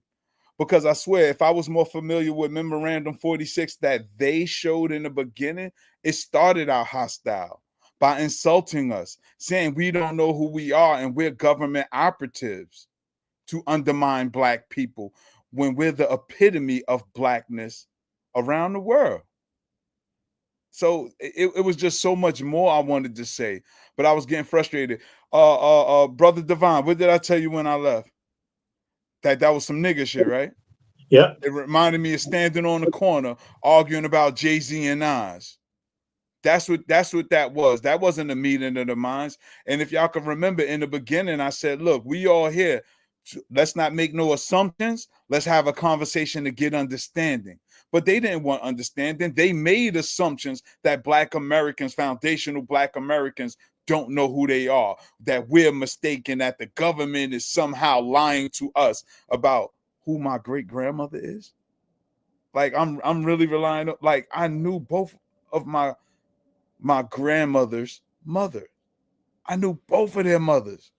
My maternal grandmother, I knew her mother, and my paternal grandmother, I knew her mother. And both of them identified as Indians. But now that we're learning and uncovering so much as what's been hidden from us, we were told that we came somewhere else, so we don't feel connection to the land that we built on and actually is ours. So we were told that we came from 10,000 miles away. So meanwhile, they got us trying to go to Africa while the Africans are trying to come here. But when you go to Africa, you're not welcome. You're not received. You're looked at as a meal ticket. And anybody will tell you, the real conversation about being a Pan-African, they'll tell you, oh, but if you move back to Africa, you got to take some resources with you. You just can't go to Africa. And that's how they look at you, as a resource. And can't nobody tell me. I done been there 4 times. I done been there 4 times. And every time, you better not come empty-handed. Or they look at it as disrespectful. They wanted to make me a chief over there, a chief of development. What does that mean? I got to develop the village. That means everything that has to be done will be my responsibility because I'm the chief of this. But that's their assumption that I'm stupid. That I don't see the play. So I'm supposed to be this egomaniac that want to be a chief in Africa, be responsible for taking care of everybody, sending my US dollars over there just to say I'm a chief? Fuck out my face. My bad, y'all. It's crazy though. Even in the Caribbean too. You know, once you come empty-handed though. Yeah. They're expecting, you just brought me this, why you ain't bring me that? Yep. Listen, they own people say that. We got a video on our page. A Jamaican man talking about, he got about 20,000 views. Y'all can look at it. It's a short. And he says money to get his house built. He said the people scared to come back home. because they scared of what they got your hands out. Yeah. There were thousands of videos of people from the Caribbean talk about they ain't sending their peoples no barrels home. They got to live here. Such and such and such and such. But again, like I told the brother in the video earlier, you're here because you're non-confrontational. You are non-confrontational. If the feds ain't looking at you, you are non-confrontational. How do I know? Because you were sent here, or you were allowed to be, to be that buffer class. Let's listen to what the white man said. Hold on. The thing that's really coming to roost, though, is sort of this fundamental issue, which kind of nobody wants to talk about, but I've started to talk about, which is it's the intersection of DEI and immigration that has really, I think, warped our perceptions on high skilled immigration over the last 50 years. Which and you see this, by the way, in like this, you look at like the foreign enrollment rates of the top universities, which went from, like 2 or 3 or 4% 50 years ago to whatever, 27 or 30 or 50. And Columbia's over half, right? 70% or whatever it is. And so there's been this massive transformation in who gets educated. And then there's been this massive transformation of who gets admitted through affirmative action. And then, as we now know at DEI. And again, this goes straight to the political divide in the country, which is if you're a family, if you're parents of a kid where I grew up, and you've got a smart kid, and you think you're going to get them into, a top university in this country, like you are fooling yourself. Like there is no chance, right? Because they've got the top universities have basically an admissions program that looks like this. It's like DEI for white people, which is the donors and all the fake sports, right? And so a lot of fake sports. Like I have a friend who got into Yale to play varsity croquet, which let me just say is not a sport that we played a lot in rural Wisconsin.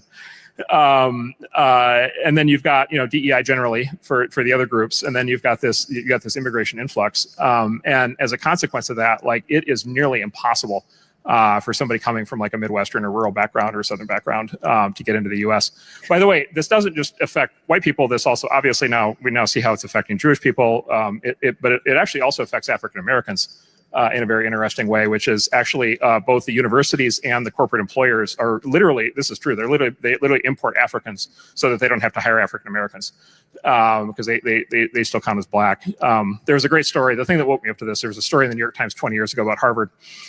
Harvard admits black students, but which ones? Back when the New York Times could talk about these things honestly.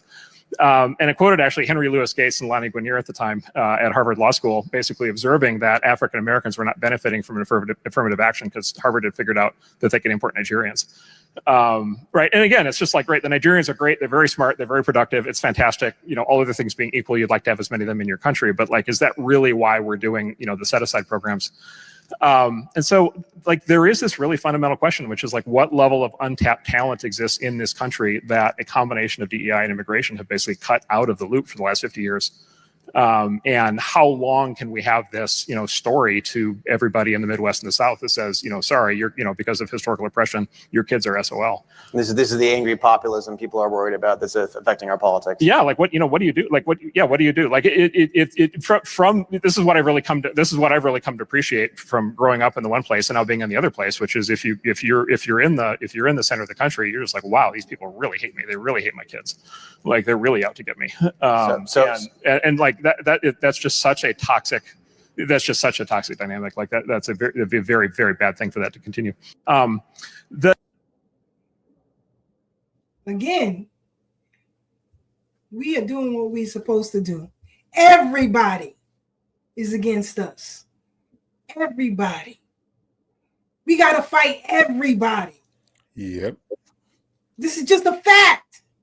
We getting jumped. Even APAC had their little meeting and they said they worried about Black Americans, young Black Americans. That's their fear. They ain't worried about y'all because you ain't about that life.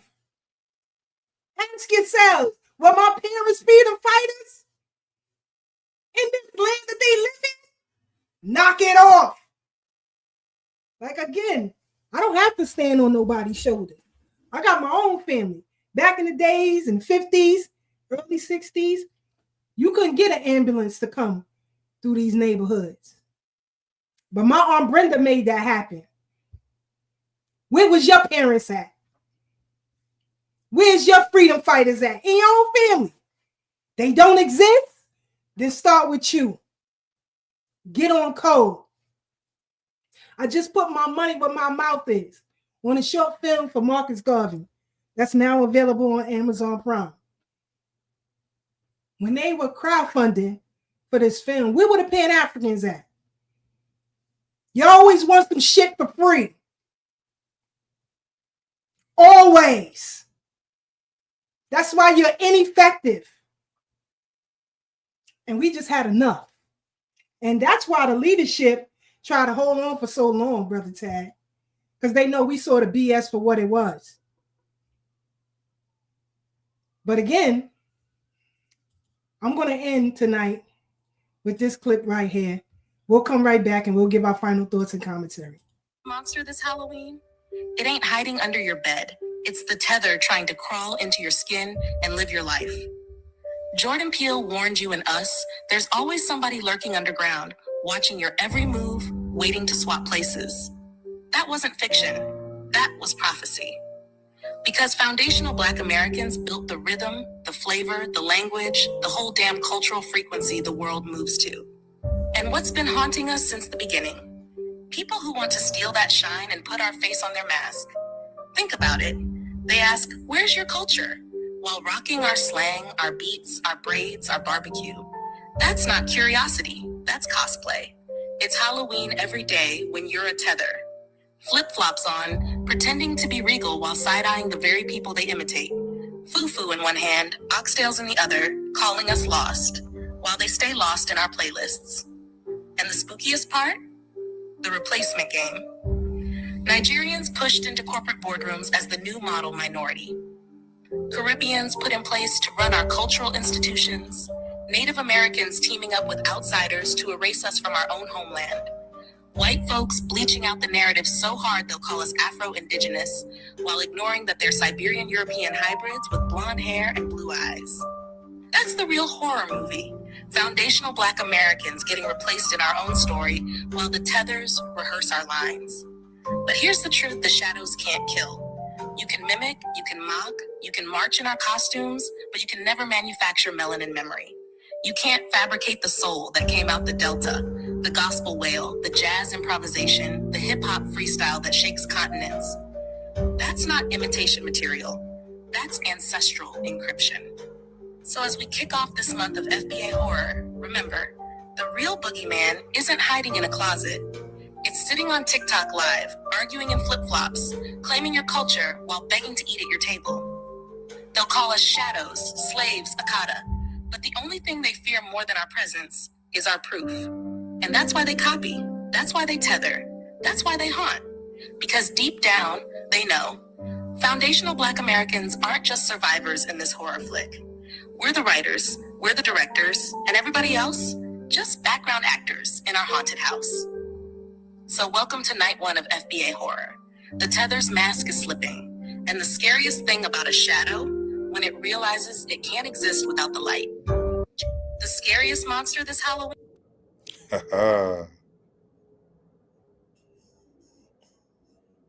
Spooky. Brother Tad posted this question. I have a serious question. Is Black synonymous with African? In addition, what does it mean to be Black? And who is Black? And I'm here for the comments. Brother Black was like, answer the damn question. Troublemaking Black. Always the Bronx, mother. Letting his inner Bronx out.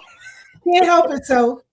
But again, when I'm looking through the comments, I'm like, people still don't get it. Nah, they don't. They really still don't get it. It's crazy. Let me see if I can pull up. Why can't I pull up your comment? Oh. Yeah, there they go. There they go. And you know what, sis? It's funny you say that because I was just about to post my great-grandmother and my great-great-grandmother and ask, are these African women? Mm-hmm. See, people keep forgetting that we went through an ethnogenesis. That was real. Where enslaved Africans did mix with indigenous native people here. That's just a fact, which created a whole new breed of people. But people are not serious about the question.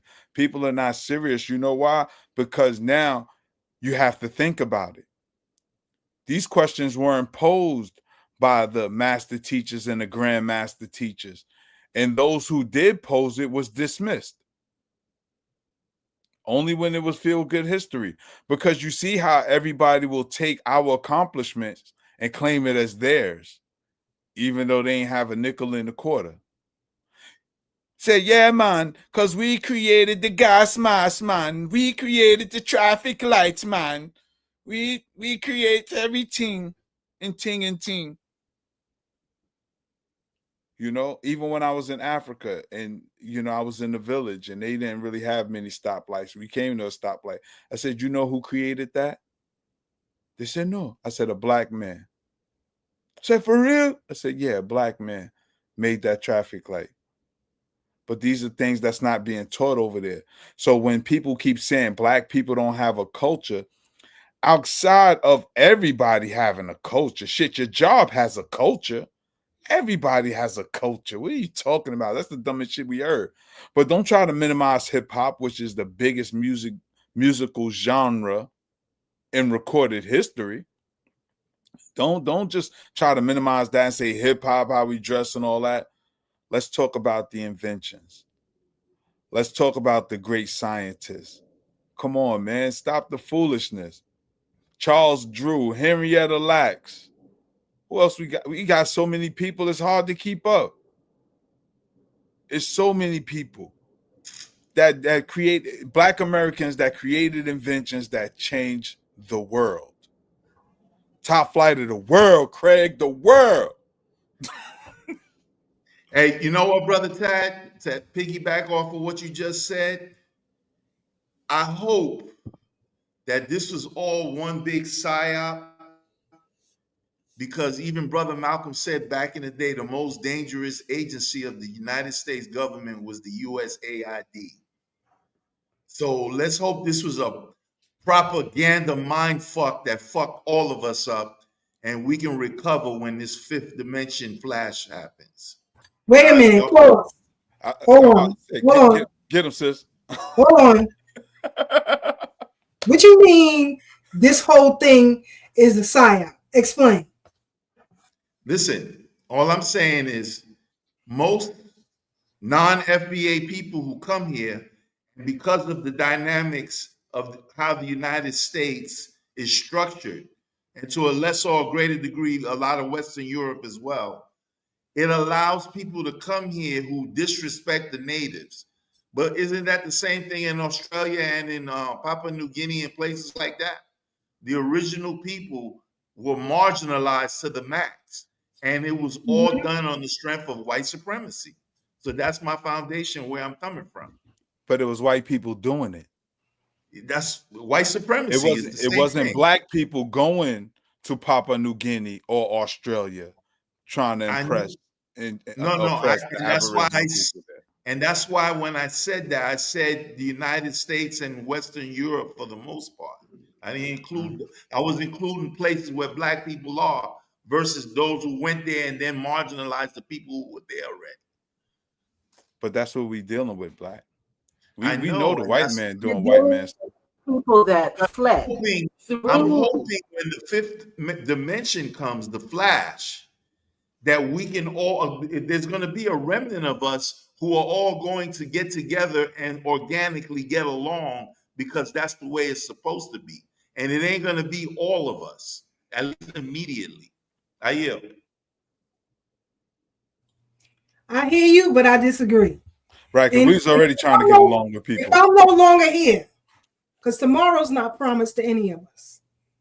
But if I find out that my grandson unified with people who hated him, hated his background, his lineage, I would come back and unalive him. In every being. Because that's the way I feel my ancestors feel about me. We all gonna leave here one day, but I got to answer to them when I do. Yep. We all gonna have to answer to them. What answer are you gonna give them? And for people who was mad about us boycotting the African braid shops, it was about disrespect and nastiness. Let this Haitian sister tell you about their nastiness. Hold on. To say this about my African sisters because I'm Haitian. Okay. I'm just gonna say that disclaimer. In the state of Georgia, if you're doing natural hair, you're not required to have a license. I don't agree with that. I don't agree with that because sanitation. You don't learn anything about sanitation. A lot of African braiding shops do not understand sanitation. So they're going to use the same 4 towels on you and everyone else. They're going to use the same combs that they've been using all day on you and everyone else.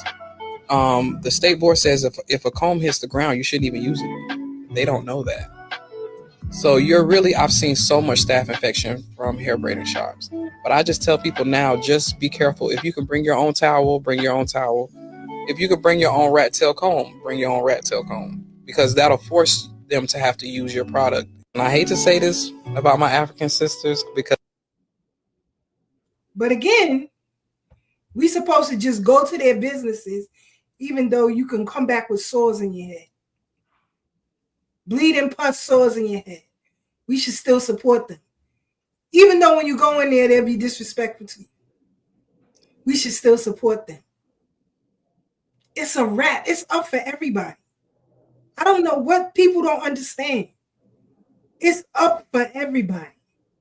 If we go into your business and you disrespectful, Sister Brooke was telling me about a Guyanese Chinese restaurant she used to go to.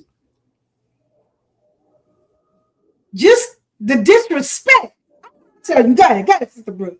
Got it. Yo, I'm not gonna lie. So ever since the nail shop, I don't rock with the Chinese. I don't rock with, Chinese in America. You know what I'm saying? I will buy something from China, but I will not buy any. I try very hard not to spend my money with the Chinese ever since the nail shop. So therefore, I haven't had no Chinese food. So I heard about this Guyanese Chinese place. I was like, great, I get to have Chinese food, right? And then I get to support something else. I didn't know they was not like black at all. Guyanese.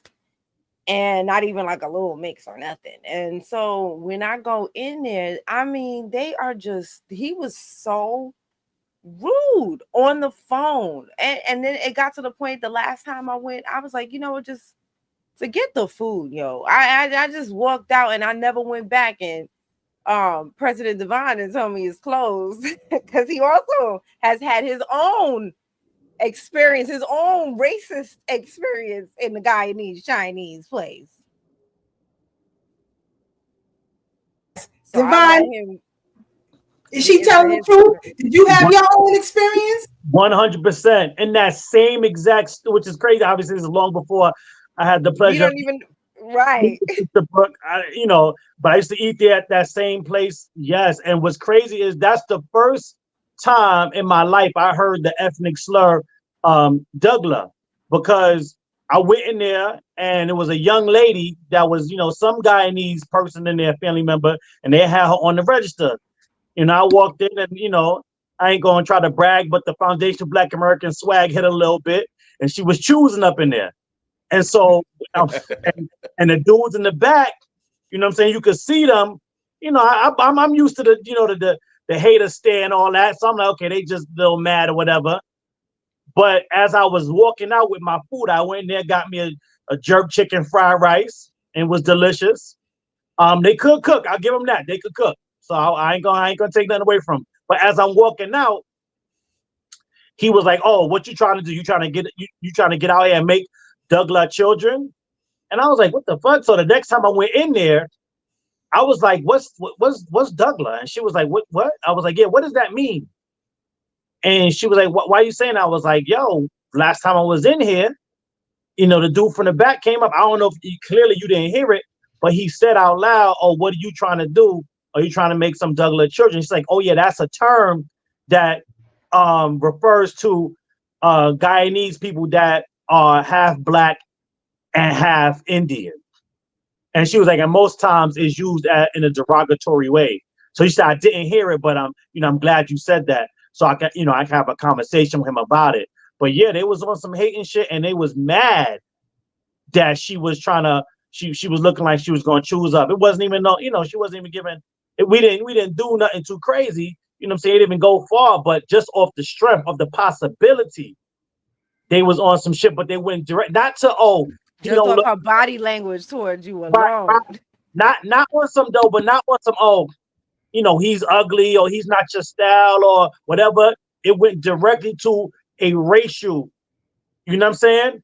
A racial denigration. And so that is kind of how they view us. And this is who the Pan-Africans say we need to Pan-Africanize with, just because they're non-white and from the Caribbean. Like it was a con game. And to that comment that Brother Tab put up, I'm gonna keep saying this until I can't say it no more. The greatest trick Pan-Africanism ever pulled was lying to us and tricking us to think that black and African are the same. They're not. If this is what I need the diaspora to do. And for those of you who support us, in the description are several links that we need you to sign on these petitions. And we need your voice. We're not asking for your dollars. We're asking for your signature. So in the description, there are several links. Click on them and answer the prompt and share those. That's what we need from you right now. For those of you who take trips to the continent, I'm going to need you to boycott right now. Because as Brother Black told us in several episodes ago, Black women were getting kidnapped and beaten and unalived in the Gambia. Now you have this sister here who was kidnapped, beaten, severely beaten in Tunisia. But we don't hear the diaspora speaking up about that. When it comes to us, everybody's mute. So if you're really in support, I'm going to need you to stop them trips right now. Today we were watching or listening to some videos of the scamming that's going on in Burkina Faso. Mm-hmm. The Americana, they call her the Umar of the continent now. And look, we did an event with her. Sure enough did. Got the pictures. Pictures and all. It's claiming that people will go on a trip. They're going to get citizenship in Burkina Faso. Burkina Faso said, hell no. But Ibrahim Traore, he's the president of the nation. But where is the cabinet on this? But we got people here, Black Americans, who support Ibrahim Traore. And I said this before many times. I want them to win because I'm coming for their asses too. I know what a supercargo was. I'm not getting off nobody's neck. After I get my bread here, I'm coming for Africa. People look at the story with Ian Roberts, a man who faked a doctorate, faked degrees, and all that. How was he able to do it? Well, Sister Brooke, the white man just told you how. In that clip, the white man just told you how. They got to be the buffer class. And for those of you of Nigerian ancestry, Nigerian heritage, where's your voice standing up against this? How dare they put him before us? Let's listen to this sister clip. We'll come right back and we closing out for sure. Hold on. Uh-oh. Is it freezing? Is it playing on y'all end? No, it's loading just a little. It's loading. There we go. Y'all look at my face. I cannot believe this shit. Like, they really tried to kidnap me in Africa. And if that shit happened to me, I know it happens to other people. And I just was blessed enough to get the fuck away. But all right, so when I came out here Friday. Friday night was cool. Saturday night we went out. I'm not a party person, so like an hour into the club, I'm like, you know, I always do this, nothing new. I'm like, all right, I'm going to the hotel. It's hella taxis outside. It's a lot of people out there. So the taxi brings me back to the hotel. I come upstairs. Well, no, I go to the front desk because I needed a key. My key, I don't know what my key was, but I went to the front desk to get a key. So they gave me a key. I come upstairs. Then I'm like, dang it, ain't no tissue. I go back downstairs. I go to the front desk. God, that is the last thing I remember, being at the front desk. The next thing I remember is waking up in the back of a fucking car. I start freaking the fuck out. Like, I'm trying to get out. And once I get out, this guy, this shit is blurry. I thought the front desk, all that shit is blurry. I don't know what woke me up. I don't know what they gave me, what they did to me. I don't know. The last thing I remember is being at the lobby. So, the guy, you know, he get out the car. We're tussling. We fucking fighting. Like, I'm fucking fighting for my life. Like, I'm really like, all I could think about was my fucking kids. Like, man, I gotta get back home to my kids. I'm really fighting for my life. Like, this nigga's punching me. Y'all can see, like, he's trying to telling me, shut up. I was not, like, giving up wasn't an option. Like, I really was fucking fighting for my life. So I managed to get away by the grace of God. I don't even know how I really got away. It's all woods. I just started running. I did not look back. I'm running fast as shit to where I could see cars and lights. I'm running fast as shit, but this shit is blurry. I don't know what they gave me or did to me. So once I get, you know, I finally was able to wave somebody down and get some help. A taxi brought me back to the hotel, right? So, okay, y'all, I'm in the airport. So I'm going to keep talking about it, though, before I forget. So the taxi brings me back to the hotel. So I'm running in. I tell Queen, y'all, I'm with Queen, so just keep up with me. I tell Queen, I'm like, they fucking took me. She telling me I'm yelling out shit. Like, I was fighting for my life. Woody. And she like, you just was you was in distraught. Like, you was in shock. You was crying and all that stuff. So, she got downstairs. She asked in the hotel, y'all. The hotel would not show us no videos. They was not helping us. They did not call the police for me. They did not give a fuck. That's how I know the hotel has something to do with it. Because it just doesn't make sense. So, what they're saying, right? They're trying to say that I never came back to the hotel. Like, once out their words of their mouth, they said I got snatched from the club. For one, how the fuck you know I was at the club? Two, if I got snatched at the club, where in the club I have this purse, I'm recording with this phone in the club. Like, we're having a ball. I got this purse on and I'm recording this phone. How the fuck did my stuff get back in the room if I never came back? He keep trying to say, oh, y'all, it's just so much. It's just so much. But when I say I was fighting for my fucking life,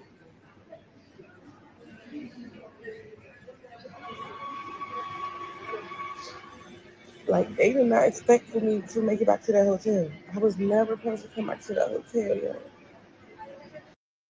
She was drugged and kidnapped on vacation in Africa and barely escaped with her life. She's just gotten home, and tonight she shares her story with Bob Barnard. I don't know what happened to me. I just know I was trying to fight. I was fighting for my life. A grown-ass man. I was fighting for my life. You know what I'm saying? We met best friends Mika and Queen at Mika's home in Montgomery County. They just got home Tuesday from what was supposed to be another one of their adventurous week-long vacations, this time to Tunisia.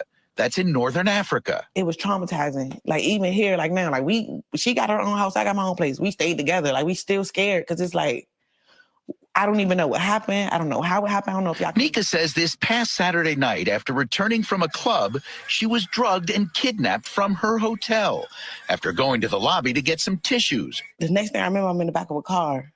And I just started opening doors. I started panicking. I'm opening doors. I'm trying to get out. She says a man was behind the wheel. He's trying to pull me back in the car.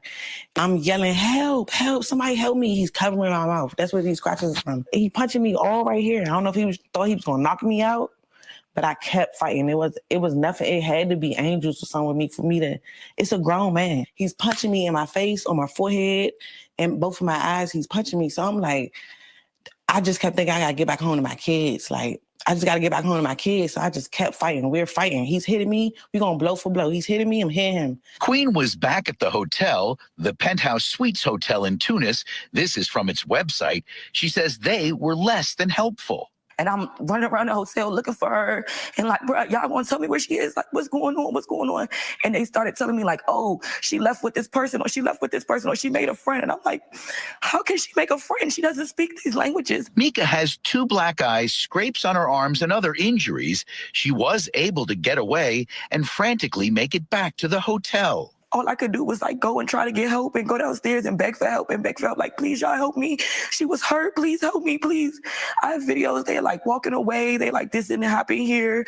We don't know what you're talking about. They called the U.S. Embassy in Tunis and were soon met by embassy staff and local police. Mika sharing her story on TikTok and Instagram. They really tried to kidnap me in Africa. I feel like they never expected for me to come back. I was not supposed to come back to the hotel. I was supposed to, whatever plan they had for me, God had another plan. We've reached out to the State Department, the Embassy of Tunisia in Washington, and that hotel in Tunis, but haven't heard back from any of them. If we do, we'll let you know.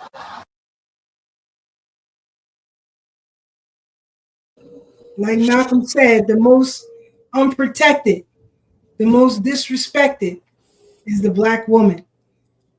And so I'm asking people, boycott those trips to Africa, especially now, until these Black women get justice. Because she's just one of many. But again, nobody talking about it.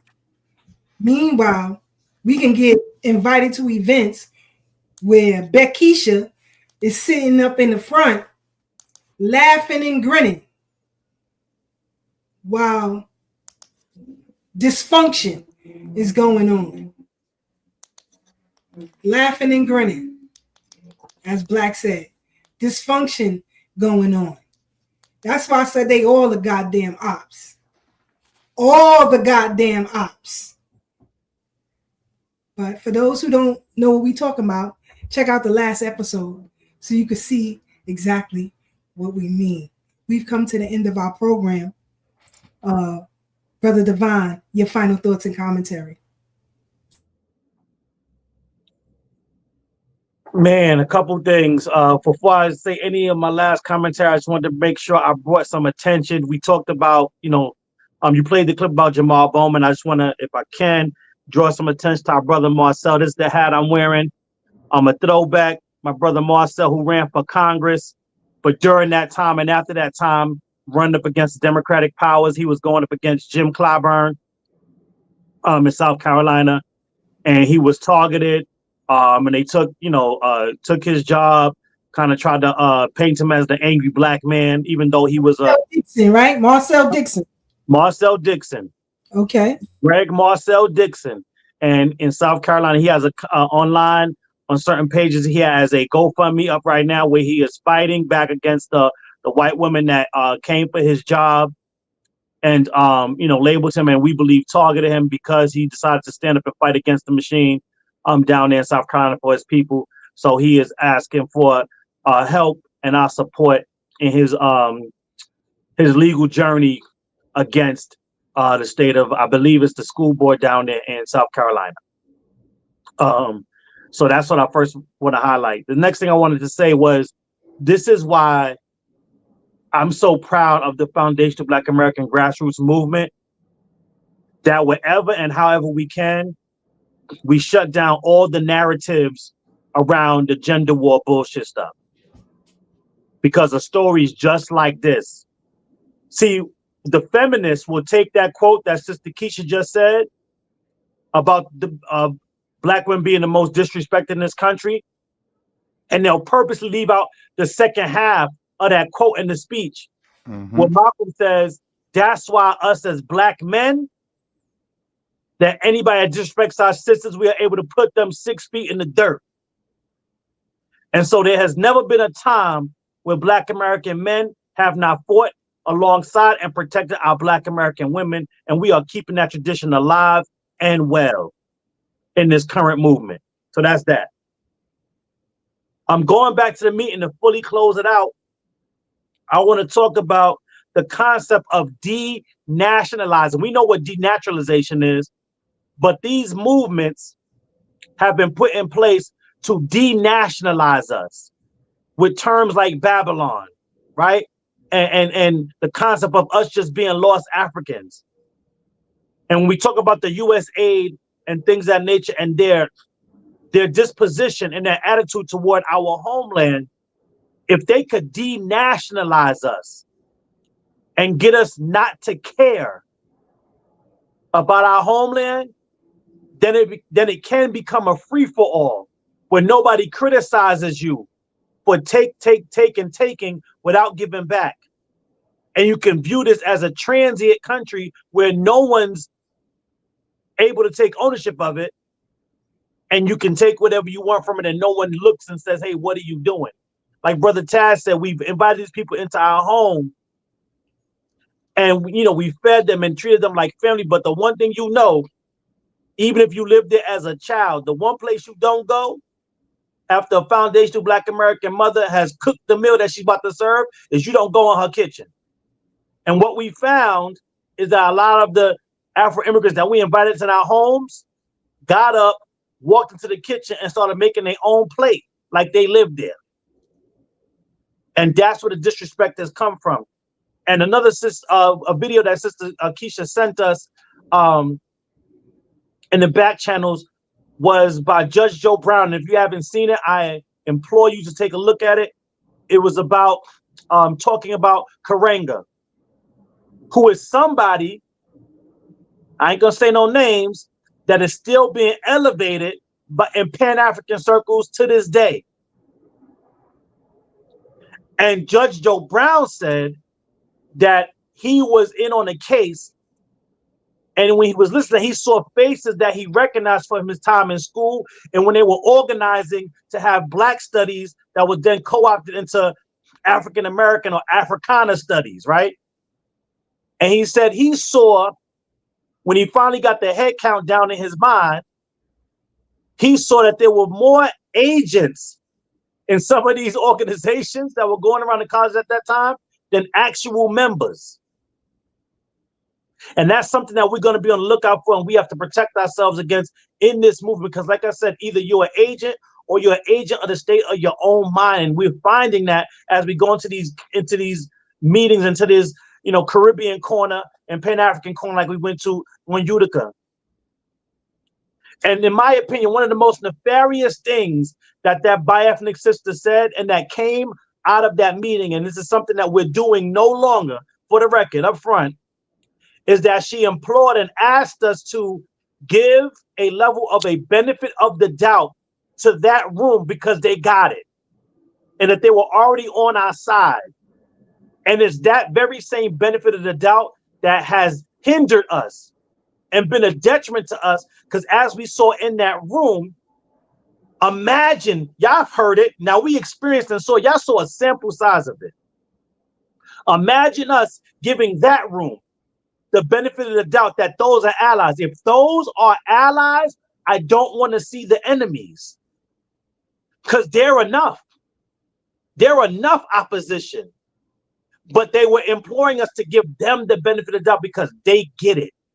All the while, they were against reparations, even though at the end they were trying to say they were for it. We heard, and you guys heard on the video, the brother that was sitting next to the bi-ethnic sister talking about, why do you want reparations? And you shouldn't get it. And that's the Uhuru movement representative. And so another thing that Sister Keisha said, and this is something that the bi-ethnic sister said after the video, is that she asked, why would you even boycott the Africans? She didn't even want to hear the concept of disrespect. But when we talked about, when Sister Brooke brought up the nail shop, they clearly understood why we would boycott the Asians out of disrespect, but couldn't fathom how we would boycott the Africans out of disrespect. And that goes back to the doctrine, the dogma. the indoctrination, where there's supposed to be some level of a kinship and automatic allyship and obligation that we give to the African diaspora because their belief system demands it. And they put that on foundational Black Americans as a whole, and we're just saying no more. Disrespect from any outside group is no longer tolerated. There are no obligatory connections that have to be made regardless of disrespect. And that's what they've been used to. And I'll close out by going back to my movie knees. I'm gonna bring up The Matrix, and I'm gonna end with the Black Panther movie that we brought up in part 2 last week. Check it out. Watch the replay. So when we talk about The Matrix and what's happening right now in this foundational Black American movement, if you remember The Matrix, everybody that got unplugged before Neo came around, and spoiler alert, the foundational Black Americans are Neo. But before Neo came on the scene, every unplugged mind, when they came across an agent, they ran. And they fled. And they encouraged Neo to run too. And it wasn't until they got in that train station and he couldn't run anywhere else. And there was a look of disbelief on the faces of them as they watched Neo through the code. And they asked Morpheus, what the hell is Neo doing? And Morpheus said, he's starting to believe. And the foundational Black Americans, we believe. We know who we are. There will be no longer any running from the agents. We standing toe to toe, and we are here to whoop ass. Why? Because when you do that, you get Morpheus in the helicopter scene that says, you know what? I knew it all along. You are the one. And the foundational Black Americans, we are that one. And I'll land here on the Black Panther movie. I'll rewatched it because of the things that Sister Marcia said in part 2. And I was watching the scene where Killmonger, who we know is right, he took the herb, and when you took the herb to become Black Panther, you go into the spiritual realm. And when Killmonger went to the spiritual realm, he went to his old apartment in Oakland, in the Bay. He didn't go to where they went when they were in Africa. He didn't go to where the trees were and the Panthers were in the trees. He went to Oakland, his roots. And in that scene, I found something so powerful and profound that is so appropriate for this that I had to bring it back up. He's talking to his dad, a Wakandan. And his dad is saying, I told you not to go through my things, but what did you find? He said, I found the key. And he said, I long told you about the sunsets and how in Wakanda, how they're so beautiful. He said, I saw it. And his dad is like, well, where's your tears? You're not going to cry for me. I'm dead. And he said, Dad, on his Cameron voice, people get shot every day. You'll be all right. He said, people die every day around here. That's just how it is. And then his dad said, you know what? I feel bad because I don't think they're going to accept you. He said they're always going to view you as lost. And at that point, Killmonger goes from young Killmonger to his present day form in Michael B. Jordan. And he says, no, before he does that, he says, well, Dad, how could I be lost when I'm right here? Right. And then he becomes Michael B. Jordan, Killmonger. And burns down everything. And he says, you know what? He says, you know what I think, Dad? He says, the reason why they can't find us is because they're the ones that are lost. And I land there. Shots fired. Again, family, in the chat, there is the video of Judge Joe Brown talking about his experience with us organization, Milana Karenga, in that whole time. It's about 20 minutes. He also put in the chat, courtesy of Sister Brooke, because you want to hear him mention the Glass House tapes. The video is in the chat. It'll be posted on Thorough Black Talk Facebook page as well. Go ahead, Sister Marcia, your final thoughts and commentary. I didn't really want to cut the line. I was just so excited with Brother Divine's commentary. Oh, sorry. I forgot, okay. Sister Brooke. You're right. Thank you, sis. Always watching my back. Sister Brooke, your final thoughts and commentary.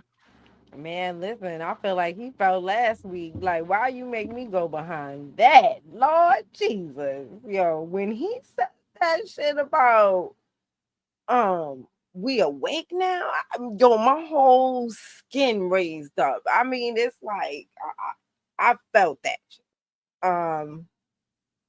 So I'm still a little bit in shock over that.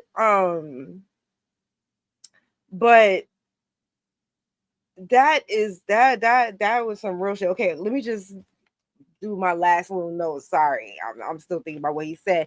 When it was something the guy said, the YT man said in the video where he was talking about hiring Nigerians and to replace Black people for DEI and affirmative action.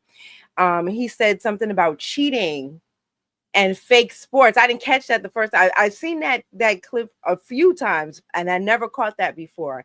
I just want to recommend. There's a very good documentary on Netflix about how they do that, how they use fake sports to get in on fake sports scholarships into these schools. It is very interesting. Please take a look at that. And then the video about the young lady and the hair. So I just got questions, ladies, because y'all know I posted a video. I'm really into the skin and the hair thing. I got questions, ladies. So y'all was sitting here letting them use the same towels on everybody, and then y'all just let them put it on your head. Y'all was letting them use the same comb on everybody. Sister Brooke, I call it third world desperation. If you never lived in the third world, it's a totally different level. Yeah, but I never lived in the third world. Yeah, and that's why I'm saying. And so I'm asking other people who also never lived in the third world, how the hell you go and pay them to treat you like you live in the third world? When you don't know better, you don't do better. I'm gonna ask these questions still. I'm still gonna ask these questions because they don't make sense to me. Okay. Y'all was in here getting rashes and then you put glue on it.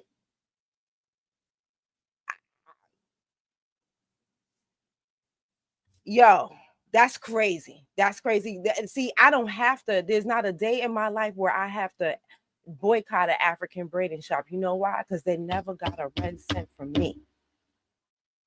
They never, ever got a red. You know why? Because I like this right here. It's called edges. It's called edges. I make sure I keep the edges. I need those. And they like to snatch them. Okay? And so I ain't with that. And then they like to cut the loops on the braid. You know how there'd be a little piece of hair to stick out the braid? They cut the loop on the braid to make the braid perfect. So now when you take it down, you got ribbons of hair of your hair coming out. Y'all, how y'all letting me? Yo, it's crazy to me. Anyway, I'll keep going. It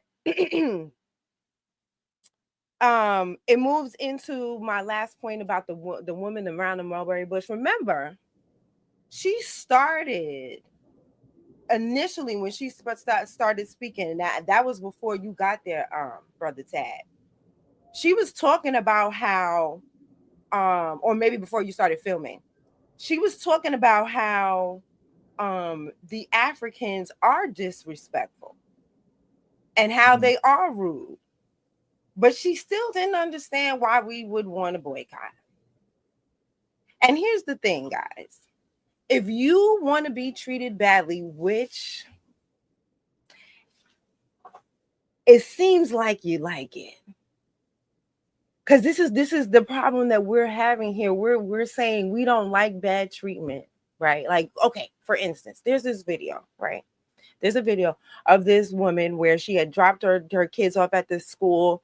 And I'm sure her kids are probably like the only Black kids in school. I don't like that. But anyway, and so the white people or the white tea people at the school gave her kids like a bag of like top ramen and chips and stuff like that, and said it was for empty tummies, right? And she was livid. I mean, she was breathing fire, smoke, and lava, right? She, ran back to the school, threw the bag in their face, told them, my kids don't need this. You know what I'm saying? We pay for school lunch here. Why would you think that my kids need this, right? In the comments, it was people like, oh, it's free food. I would just take it. Oh, I don't understand. They were just being helpful. And this is why we delineate. Because we don't allow them to play in our face. And the fact that you would sit there and let them play like that in your face with your kids is why we have to let people know, you play with them. Don't play with me. And I'll leave it right there. Fire. Fire. Please follow Sister Brooke on all your social media platforms. She gives phenomenal political commentary. Phenomenal. So please follow her. So you can be abreast of what's happening, especially here in New York. But I think somebody asked in our private chat, was this an open forum? It was. The title of it, remember what I said the title of it was? Diaspora Wars, right? How we can unify, or how we can unify and get on code. That's what they said. We've been on code. Again, people having these spaces talking about us. And if you notice, on all these social media platforms, all of these folks from the diaspora getting content off of what FBA is doing. All the way to Canada and the UK, child. Canada, the UK, Ireland, all these places. We are it, mother effer. You had no content without us, mother effer. White people talking about it. I think Tad sent a video to us earlier. You got a Jewish dude and Nick Fuentes arguing about Black Americans. They will fight each other behind the scenes, but they'll come together when it comes to us. Everybody's against us. Everybody. It's us against everybody. And right now, we swinging with Mike Tyson arms, George Foreman arms, Muhammad Ali arms, Clarissa Shield arms. It's over. It's over and it's up. So either you support us or watch yourselves continue to deteriorate. ICE is making its rounds. And I told y'all, they checking people paperwork, no matter how long you've been here. I'm not arguing with no tethers. I know how to dial 1-800-ICE. Not playing these kind of games. Just like I will call them on the Yarugu, I will call them on you. So, Brother Tad, your final thoughts and commentary. Hold up, we forgot Sister Marcia and Brother Black. Oh, shucks. You know I'm sleepy. Brother Black, your final thoughts and commentary. Once again, great show. I got to give it up to Brother Divine and Sister Brooke. Thank y'all for being such an important addition to this whole episode. Oh, it's so beautiful. Thank y'all, panel. Sister Marcia, Brother Tad, Sister Keisha.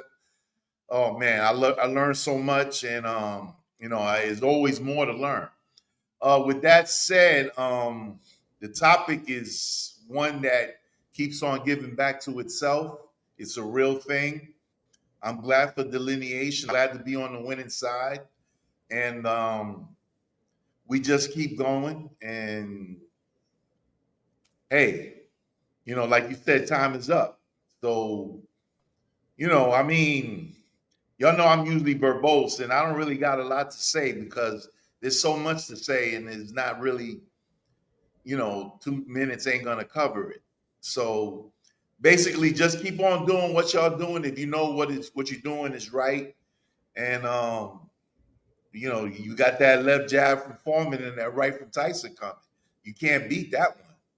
I don't know how. I mean, maybe Ali could, but he's gone now. George Foreman just passed too. So with that said, I'm just gonna pass the mic because it ain't gonna get any better than what's already been said. Sister Marcia, you take it from me. Peace and love to the family. MelaninInstitute.blogspot.com. That's where you can find me going in for the most part. Sister Marcia, peace. For those who wanted to know what it was the title of the event, what it was about, here it is right here. Here it is right here. Diaspora Wars, a community discussion. Hash out our differences, embrace our diversity, get on code. That picture still bothers me. The whole thing bothered me, but Sister Marcia, your final thoughts and commentary. Thank you, everyone. Brother Black, Brother Divine, Sister Brooke. Let's keep popping. I just had I was really silent. I was being a good girl. I just have a couple of things that I was saying in the chat. You know, like we keep talking about the Berlin Conference of 1884 as if there was an agreement with the name changes and the names given to places. These places were gifted names. The people of that land hardly understand the original name of the place that their forefathers lived on. And until we could get to that place, we're really not having a true conversation because all they're going by is the gifted name from the Berlin Conference. And that's something we must really push. Well, maybe more me as I'm about to say, you could take that up. I'll take accountability. Maybe me as a diasporan, but I'm not from the continent, so they probably push back on me like blah, blah, blah, blah, blah, blah. And so, you know, like we all face certain pushbacks from people from different places at different times. But I know this much, that they are not standing on their original name, and they don't understand that. And like we've all said, they cannot do their lineage base from their homeland because of the way things occurred, right? From their displacements. So with that said, that's that. But Brother Black brought up a good point with the U.S. AID, where they are funding things. And I know that taxpayers say that we're a part of this funding thing. But as taxpayers, we all don't get a say of where our tax dollars are going. These people in high places are making decisions about funding things that we don't get a say so. And so as they're funding things to displace people in their original land that come here with the idea that, hey, I'm here and now I have more say so than the people who are originally here, because that's the propaganda that they're given. And they call it replacement theory. Thank you, Brother Black. I think that's something that I, as a diasporan, need to really understand better. And I need my fellow diasporans to understand this concept better.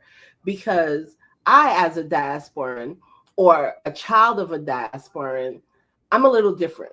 I want to understand things differently. Like I said, I was in a different part of the land recently, and I wanted to know where the Black folks were. And people were looking at like, you want to know where the Black folks were? I'm like, look, I'm Black. I want to know where Black people are. That's my duty as a Black person. And they looked at me like I was different as fellow Black people. And they were like, I don't want to know about that. And I'm looking at them like, why not? It's really important for us to know where people are that look like you versus assimilating to everyone else's perspective. So until we can get into those type of conversation of how do you understand where Black folks of the land that you are entering are, you get nowhere. And another thing is my last point of conversation.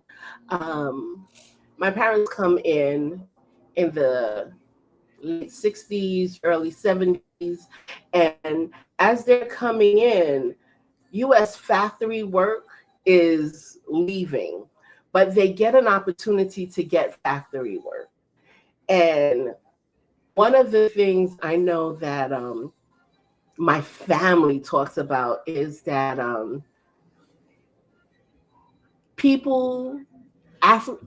Black folks who lived in America were telling them, don't do that job, that job no good. But one thing about Haiti versus all other Caribbean islands is that they don't have the language, right? So they're just like, I don't understand what they're saying. I'm going to work. I can't talk about anyone else from any other Caribbean island. I can only talk about my folks from their particular perspective of not truly understanding the language. And they would tell me that, we would just go and do the work. Someone placed us, they placed us here, we're going to do the work. And it's not until later on that they understood that they were displacing people, and that same displacement was happening in IET. There were many factories in IET at the same time that they were removing from IET, because you have to remember that the United States in 1914 comes into IET and rewrites their whole constitution. Right? They displace the people's whole idea of who they are and who they can become. So, any which way, without being long-winded, it's about truly understanding who people can potentially be without interruption. And we continually get interrupted by this capitalist system in capitalist ways. And until we truly understand these systems, we're going to continually be interrupted. With all that said, I don't want to interrupt anyone else. It's about 9:30. We got to all go to bed. Oh, no, 10:30. We all got to go to bed. And I appreciate y'all all. I appreciate Sister Brooke and Brother Devon, Sister Keisha always, Brother Black always, and Brother Tad, off to you. Hey, make time flourish, because you got to fight with time, or make it flourish, have a soft life. I'm making it flourish because I'm fighting with this. No doubt. I'll put this in the chat for everybody, just so you can see. And it's also posted on our Facebook page what all these countries get. All this money, the same people who come here and say we don't deserve reparations. So just for that, go ahead, Brother Tad. Your final thoughts and comments. Yeah. I'm not going to be too long, but I do want to address a couple of things. I definitely want to thank everybody for tuning in, rocking out with us for this 3-part expose on what really happened. I would definitely want to thank our sister Brooke, our brother Devon, Sister K Fight, and our brother Sage for pulling up with me. We put up there. Sister Keisha said she wasn't going to go, but then decided to, and I'm glad she did, because I don't think they really knew the resistance would be there.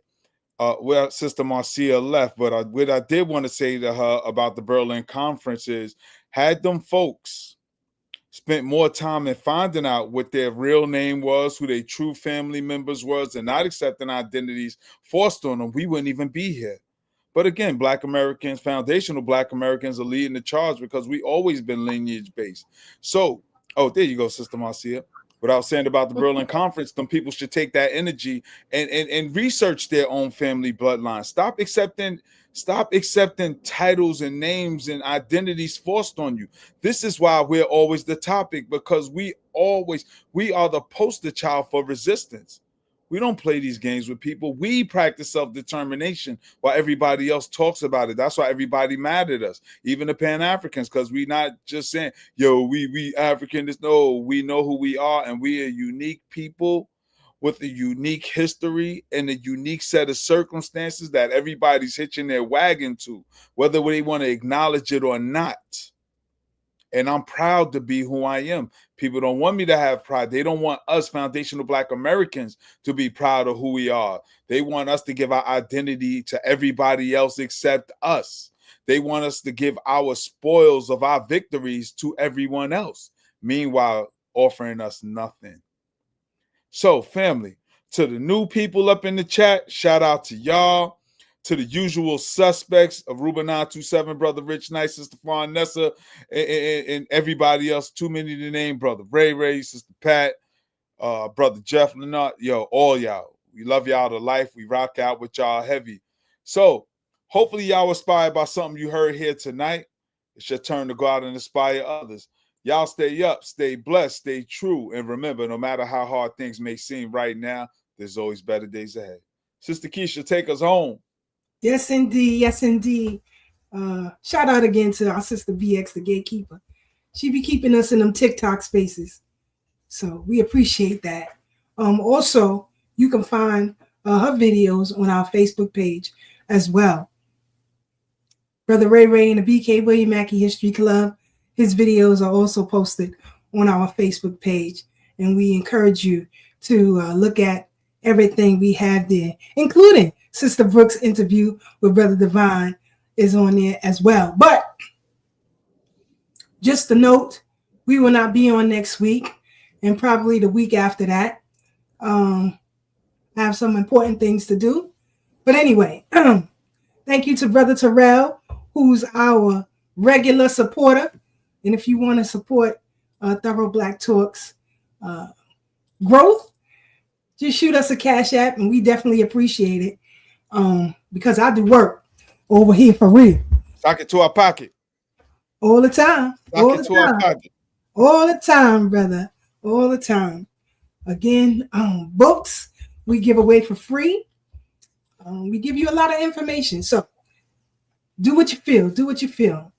Remember, we are thorough. We are Black. And this is forever our worldview. See you in a couple of weeks. Good night, y'all. We are out.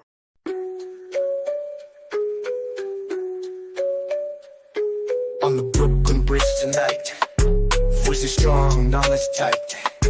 Thorough Black Talk in the air, changing minds, changing flair. From Brother Tad to Sister K, warriors got things to say. Sister Marcy brings the heat, Brother Blacksmith keeps the beat. Revolutionary waves, they fly underneath the open sky. Every word's a call to fight. Tune in, feel the ancestral light. Thursday nights the world will see Black Power Media on a spree. Facebook, YouTube all aligned, free from every bind. Social talk and politics, every voice breaks through the matrix. Commentary raw and true, for the many, not the few. Revolutionary waves, they fly underneath the open sky.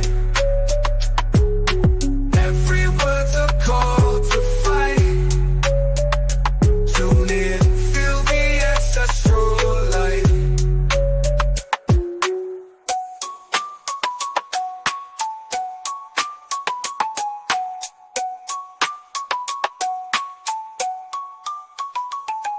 Social talk and politics.